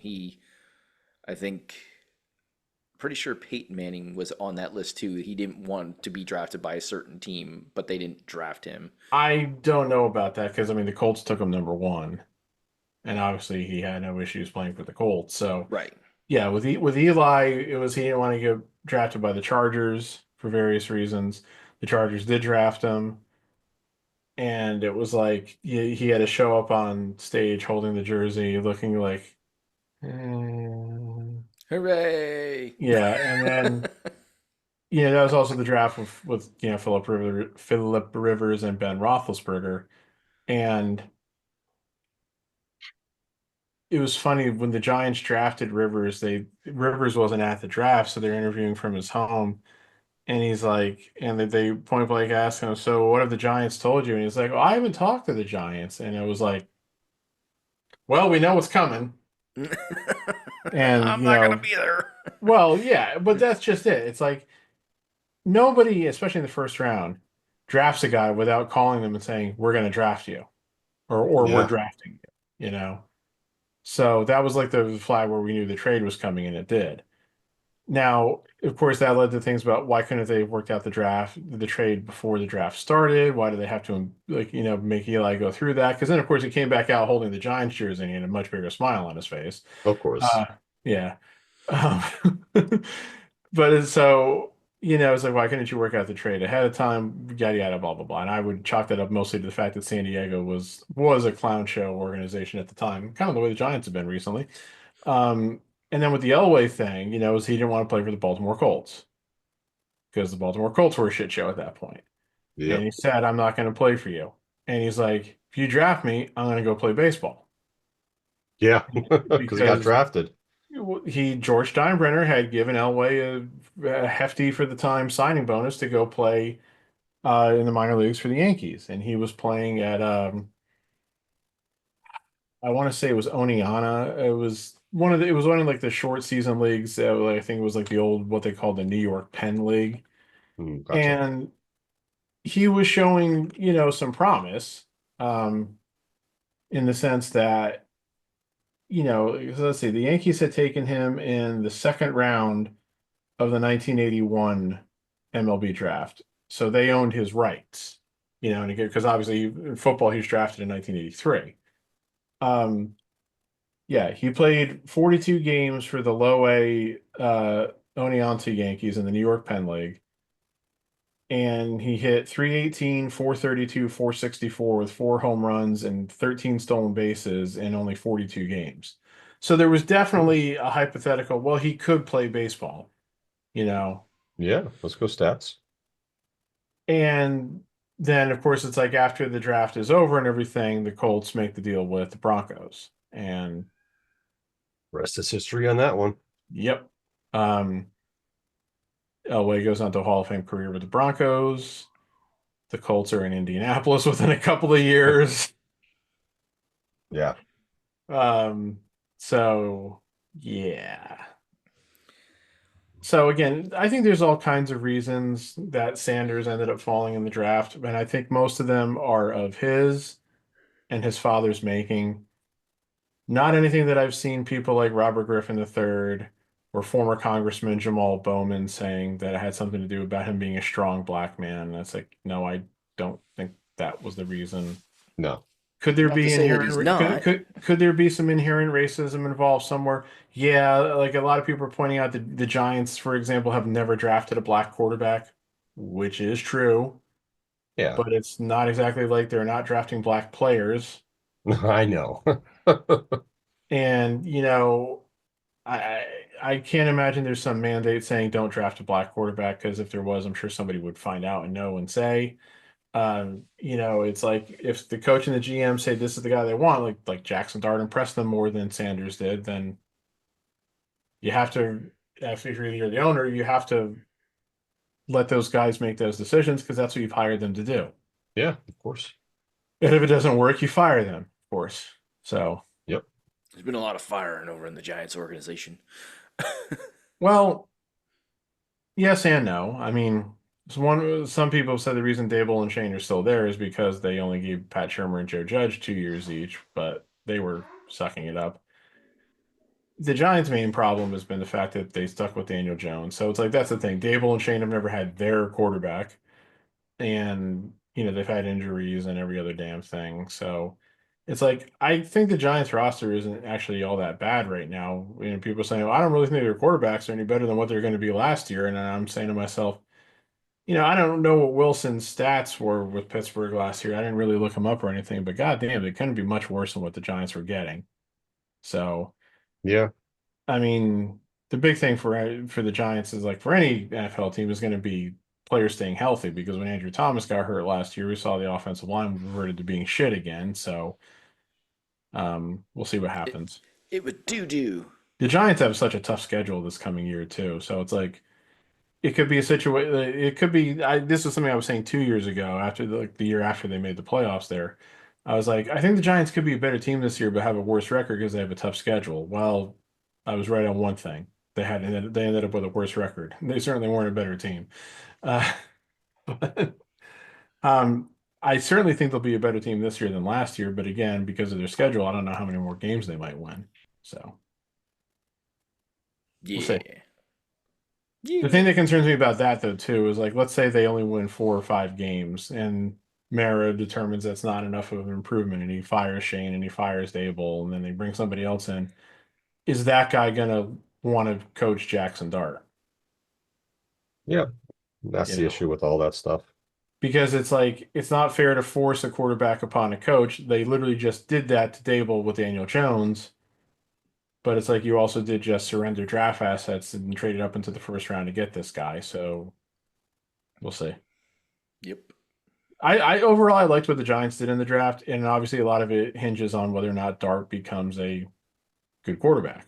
So, and that's something we won't know for at least a year. And all, fingers crossed, because ideally you don't want Dart to play at all this year. So, Technically, no. yeah, maybe you put him out there in like mop-up duty, maybe, but Or you if you're want getting, Wilson or Winston taking the getting blown snaps. out by 40 points, might as well throw him in there. Yeah, Either or. but only if you haven't designated him as the number 3 quarterback for that game ahead of time. So it'll But he'll probably be the number 3 quarterback as long as they're still technically in contention. So Yeah, of course. like maybe towards the end of the year, then they'll say, oh, he'll be QB2 today, so that way we can maybe put him in. Anyway, I'm so just hopeful for another improvement to another year and not have to look at 5 wins. yeah. So Joe, Yeah. Yo, Joe. you sent us this thing the other day. Got to get tough. Yo, Joe. You sent us this thing the other day from E-Wrestling News. Real American hero. Yes, go ahead. I don't remember which one that was. I sent you guys a lot of shit. 25 people who still deserve induction into the WWE Hall of Fame. Oh, yes, yes. We can go into wrestling now. That's fine. So let's go through this list real quick. I've got it up on my phone here. Okay. Now, I don't know what the order was, if there was any specific order for this, but I'll just go in the order from what they went. So number one was Bam Bam Bigelow. I think they're going in order for the most deserving to, Okay, so that's subjective then. yes, All right, but anyway, number one was Bam Bam Bigelow. correct. I think Bam Bam is definitely worthy of being in the WWE Hall of Fame.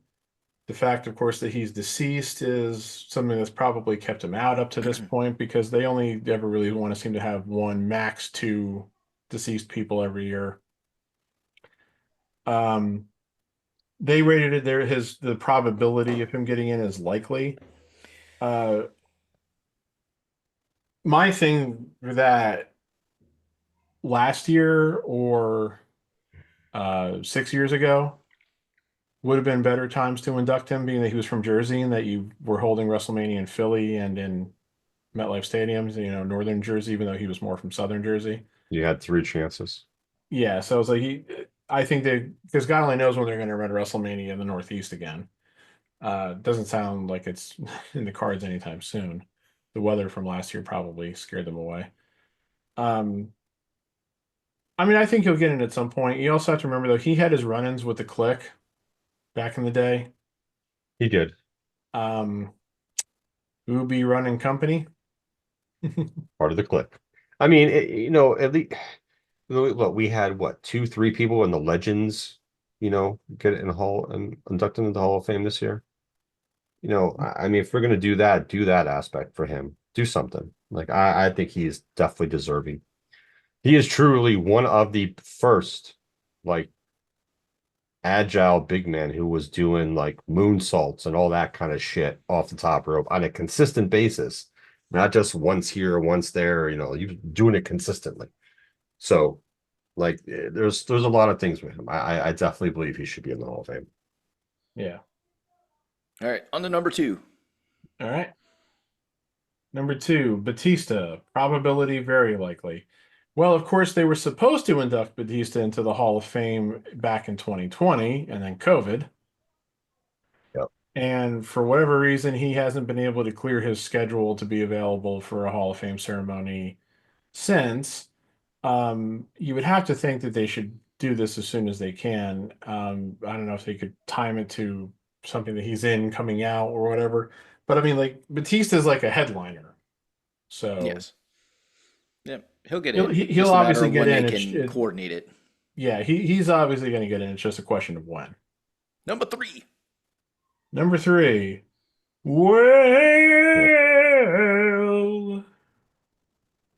Well, it's the Big Show.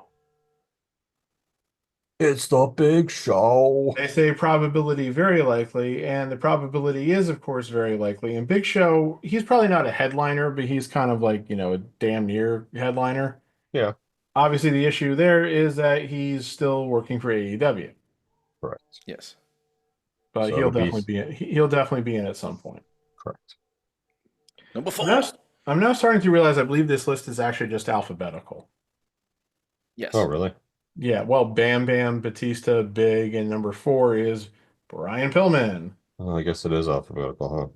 They rate the Pillman probability as likely. Now, I will say this. A few years ago, I would have said not very likely for Brian Pillman. But I think two things have happened since then which make a possible induction for him more likely. One, the fact that his son is now in NXT. Yes. And two, as bad as this sounds, the fact that his ex-wife, or his widow rather, has since also passed away. I really feel like because of the relationship she was having with her son, and with other people in the family in general, I think WWE probably didn't want any part of her being around. Correct. So I have a feeling that that's going to enhance the induction, the possibility of Hillman getting inducted. Again, the question is, when. Yeah, So I think he'll be in. He's I deserving. I, I hope he'll be in at some point because yeah. Number 5. Number 5. Pat's favorite person right now. We want to try and be done. I want to try. I'm hoping to be done with this by 12. Okay. Okay, So number 5, Chris Jericho. Chris Jericho, they rate the probability is very likely. Again, as long as he's when working does he for retire? AEW, he's not getting in. Yeah. So, When does he retire and give up the shit? well, yeah, but there's a whole supposed thing that he has like a 10-year contract with AEW that's only a couple years in, so God only knows. Yeah. Number 6, Christian, probability likely. Again, he's working for AEW. Otherwise, he'll probably get in at some point. Yes. Agreed. Yeah, they'll honor him. I don't. He has a Hall of Fame career mainly because of his tag team title, his time as a tag Mhm. team, not because of his individual work. Yeah, there's nothing really wrong with that. So, No, I agree. I mean, the Road Warriors aren't in because Hawk and Animal were great individual wrestlers, So, No, they were anyway, inducted as a team tag yeah, team. Yeah. and they were, yeah, obviously.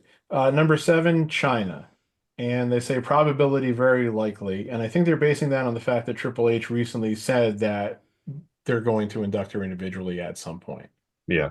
Which Yes. they need to because she deserves it. which is fine. I mean, I'm not as big of a China fan as some other people are. I feel very sorry for, of course, for what happened to her, but yeah. It's Xbox fault. It's all Xbox fault. It's I know it's mostly not. I'm Triple H just and Stephanie's fault if you want to ascribe faults in. But again, she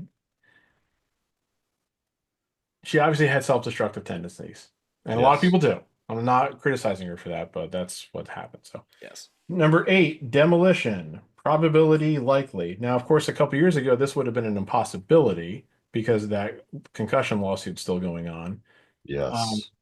but they have supposedly signed a Legends deal, and they were in the audience at the Hall of Fame. I found out, which I Yeah, did they not were. know.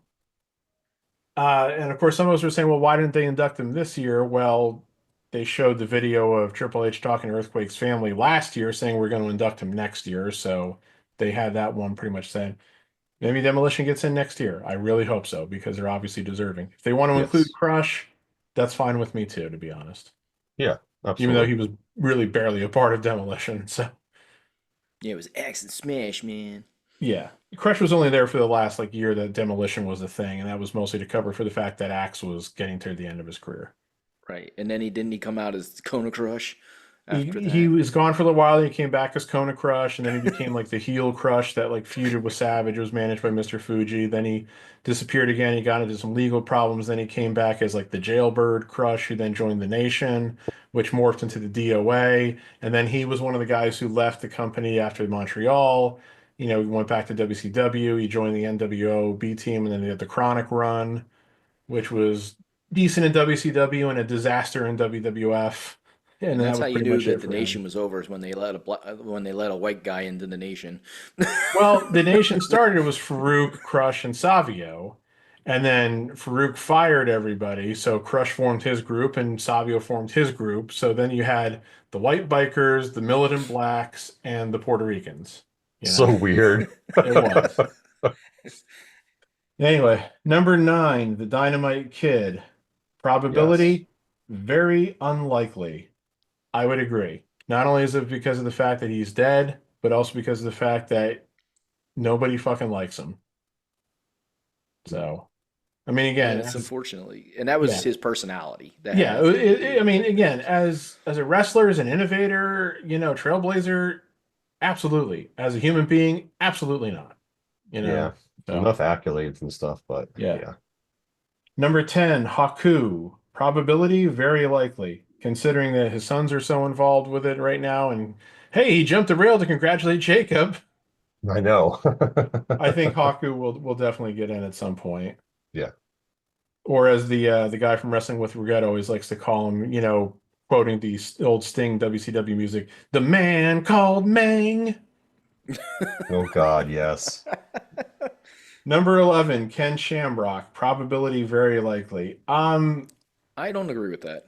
I, Shamrock, I think, was more responsible for the attitude of what WWF was at the time changing as much as a lot of other people were. It's just that his run in the company was so short. It was only 2.5 years. Yeah. So, I think he'll still get in. yeah, I'd be fine with Shamrock getting it. I really wouldn't have any complaints. Number 12, Miss Elizabeth. Probability unlikely. And again, on that one, I would agree. I don't know if she has any family left alive. And even if she does, I don't really know how much they'd really want her to be associated with wrestling anymore because of the way that she died and everything. So we'll have to see on that one. I mean, if you let Luger in, might as well let Elizabeth in. I mean, again, Elizabeth should be there, but it's a question of, yeah. Yeah. Number 13, Owen Hart. Probability impossible. And we've discussed this in the past. I was always one of those people who was like, come on, Martha, let Owen in. Then after watching The Dark Side, I'm like, okay, I fully understand why you don't want him in, and I agree with you. He shouldn't be in. Yeah. So, Because it's just an honorary thing, anyways. It's not a real Hall of Fame when it comes down to Hall of Fames. right. But she obviously wants nothing to do with the company, and she has every right to feel that way. So, Number 14, Raven. Probability likely. I mean, I would be fine with Raven going in, but I have a feeling like if they really wanted to put Raven in, they'd have done it by now. So I don't know. Again, last year would have been the ideal time to induct Raven. I would be okay if he goes in. I have no issues with him. Number 15, Rick Martel. Probability likely. I would say yes, of course, to Rick Martel, but all indications are is that he wants nothing to do with wrestling anymore. He found a successful career after wrestling, and he doesn't even do like fan fest or anything like that anymore. So it sounds like he has no interest. He might be one of those ones that gets put in the legends. Well, they really, with like only one or two exceptions, I think, and those were for like non-wrestlers. The only people they've ever put in the legends wing are dead. So unless he dies, anyway. Oh, yeah. And then he has no say in it. Yeah, exactly. Yeah, more or less. Number 16, Psycho Sid. Probability likely. Wish they had inducted him while he was alive. Yeah, very true. Now, I don't know why they listed it like this, but they did. Number 17 and number 18, the Hardys. Probability very likely.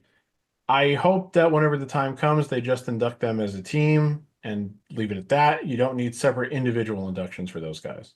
No, you don't. You don't. So, number 19 and 20, the Midnight Express and Jim Cornette. Probability unlikely.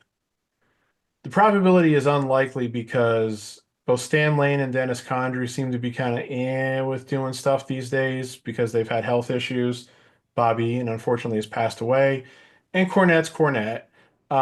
He doesn't want to travel anywhere. Now, there's been rumors about them doing a WrestleMania in the future in Indianapolis. Cornette's co-host has suggested to him on air that's when they're waiting to ask you, is when they're going to do WrestleMania in Indianapolis, because you would drive to that. And Cornette's like, so as of right now, I would say probably not, but they should definitely be in, all four of them. Yes, they should. Number 21, The Rock. Probability, very likely. Yeah, can we just get that one over with now? Yeah, and that's all on him. That's him. Yeah, that has nothing. I'm sure they've come to him a million times like, we want to induct you. Yeah, we want to induct you. We want to induct you. It's not like we're gonna look down on it because you're on the board, unless of course you then go give an hour and a half long speech. Very good possibility. He Oh God, with inducting his grandmother. Yeah. Number 22, Tommy Dreamer. Probability likely. I'm a little iffy on that. I mean, but it's like if you want to have if you just want to be recognizing guys who made their mark in ECW, he would have to be one of those guys. Yeah, because he didn't really do much in WWE. No, he didn't, but he wasn't like a complete waste of time in his WWE runs either. No, I agree. No. Which, for somebody like Raven, you could argue was. Number 23, Victoria. Probability likely. I mean, they're running out of women to induct. They just inducted Michelle McCool. I would argue Victoria was better in the ring than Michelle McCool was. Yes. Mm-hmm. So. Number 24, Vince McMahon. That'll be when he's dead. Probability unlikely. Yeah, they're definitely not inducting Vince while Vince is still alive. And One, he even wouldn't after, allow it, and two, and even after he's dead, it's going to be a little difficult. right. I think And it's also a thing where you may not see Vince get inducted until both he and Linda are dead. yeah, it's one of those things like with Vince, he never wanted the accolade He of never the wanted people to honor. thank him Yes, when they so were he giving never speeches wanted at the Hall that. of Fame. Yeah. The other thing with him now, with everything that came out, is they have to wait for all of that to completely die down and people to essentially kind of forget. Not that people will really truly fully forget, but they need to have them kind of forget about No, I what know what you mean. happened. Yeah. You They, know, they definitely can't do it while any of that shit's still pending. yeah. No. Yeah. And number 25, William Regal. Probability very likely. Well, of course, now that he's back in the fold with WWE, I think that will probably also happen sooner rather than later. Is also because he's, one of Triple H's favorite guys. He's So, deserving. yeah. As long as they induct him as the man's man. He's a man's man. Yeah, they wouldn't that'd be a great thing of trolling if when he comes out on the stage to give his speech rather than playing like his like classic WWE music or going back in the vaults and playing like his WCW or Blue Bloods music, that they played the real man's man music instead. That'd be great. Gave him a hard hat again. Knowing him, he could probably saunter out to the stage though and then just like pull out a hard hat from like underneath the podium or something. That'd be fucking hilarious. So So funny that he started like that's the first time I remember seeing him in WWE was as the man, the real man's man, and and then he well, yeah, slowly but surely transformed into Sir William Regal. I didn't watch much of WWF at all at that time, so I completely missed the Man's Man thing. But I was kind of always like, he had just disappeared from WCW. Where did he go? And like, I remember when he came back to WCW in like '99, but he was only there for a couple of months again. And like the next year, he showed up on Raw, and that began his real proper run there and everything. But yeah, if I had seen the real Man's Man, Steve Regal, because he was still Steve Regal at the time after being so used to him being Lord Steven Regal, the pompous, Brit and everything, that might have destroyed my psyche. Like, how do you go from being pompous Brit to being, I chop down wood and squeeze orange juice with my bare hands and every other And it was such goddamn a thing? terrible gimmick because he came out in a hard hat. Like I found a picture of it. I'm like, if I remember, A I hard got it hat, in flannel, flannel shirt carrying and the tights. axe. He's a man, And my as my daughter such a asked, man. why is everybody in their underwear? Because that's what he had on his, It's you know, everybody. you know, he had on, the hard hat, the flannel shirt, a shirt under the shirt, and then tights and the bikini style, Yeah, and it does, which does not make you look manly. That's not a manly look, but Oh, it's just so funny. yeah, that was whoo boy. So In the vignettes that they it's had him, bad. he was with the vignettes that they had him doing. Thinking back to those vignettes, because there's a picture from one of them where he's got like the uh the mortar to be able to start making like cement and stuff like that. So bad, Oh chopping my down God. trees. Good lord. Oh, what WWE did back in the day. No bueno. Real man's man. and like the funny thing too was like that was at a time where most everything with WWF was hitting. Yeah, that was right around the time where they had overtaken Nitro. And Austin 316 was running high, the Austin McMahon feud, Rock was getting on the map, DX was causing havoc as faces and everything. And you were starting to get the beginning of like Undertaker turning back to the dark side and shit, and yeah, stuff working with Kane and Mankind, and so like almost like everything was hitting for them, and then they did that. Yeah. It's like what Oh the God, I hell? forgot about some of the stuff he was in. The Un-Americans, Yes, he Yes, was in. with Christian, Lance Storm, and Test, and three then Canadians and a Brit. King Booker's Court with Booker T, Shermel, and Finley. I mean, Finley, which was funny too, considering the history between Regal and Finley and WCW, where they always feuded with each other. Yeah. And then tag team with Eugene. Oh God. Yep. Holy shit. I mean, I knew the Blue Bloods, but His Triple H his was like, partnerships with Tajiri. yeah, that was on there too on the list. Didn't he have like Layla as a manager for a while too? That I I'm don't not sure. remember. Then like he won King of the Ring and he was in line for like a big push and then he got busted for a wellness policy violation. And I Mhm. don't think they ever gave him a real serious push again after that. William Regal pushed WWE pushed William Regal in the 2000 when getting the King of the Ring victory over CM Punk in the 2008 tournament. Yes, Regal received a solid push, winning the Intercontinental Championship with Layla as its manager. The credibility of Regal as a performer made him the push, but there was a shorter ceiling with the character at the time. Regal's feud with Punk gave us some of the most underrated WD matches of all time. More personal issues caused this to end just as it very well heating up. Yeah, late. Yep. That was when he won the King of the Ring. Alrighty. That's All right. funny. So, all right. On that note, Do I you have think to we'll call go? it a day. Yes, I do. I got some Okay. stuff to do. Right. Well, we had an interesting week on the TV shows, I think. I didn't see SmackDown because again, no live TV, but hey, Raw, Rusev's back, Braun Breaker's with Seth and Heyman, Becky turns heel. Uh-huh. Yeah, I saw all that. I was like, this is Good a weird episode.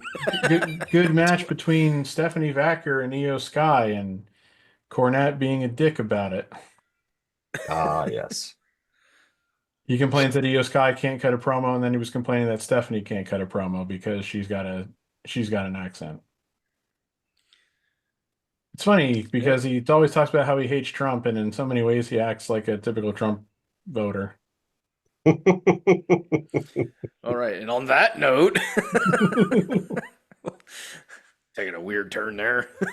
Oh, and Aleister Black came back on SmackDown, and so did Nia and something. Yeah, Yeah, I don't. Yeah. And Yeah. John Cena turned around just in time to go, shit! he got RKO'd. Yes, I saw a meme saying what year are we in? Well, just one real quick thing.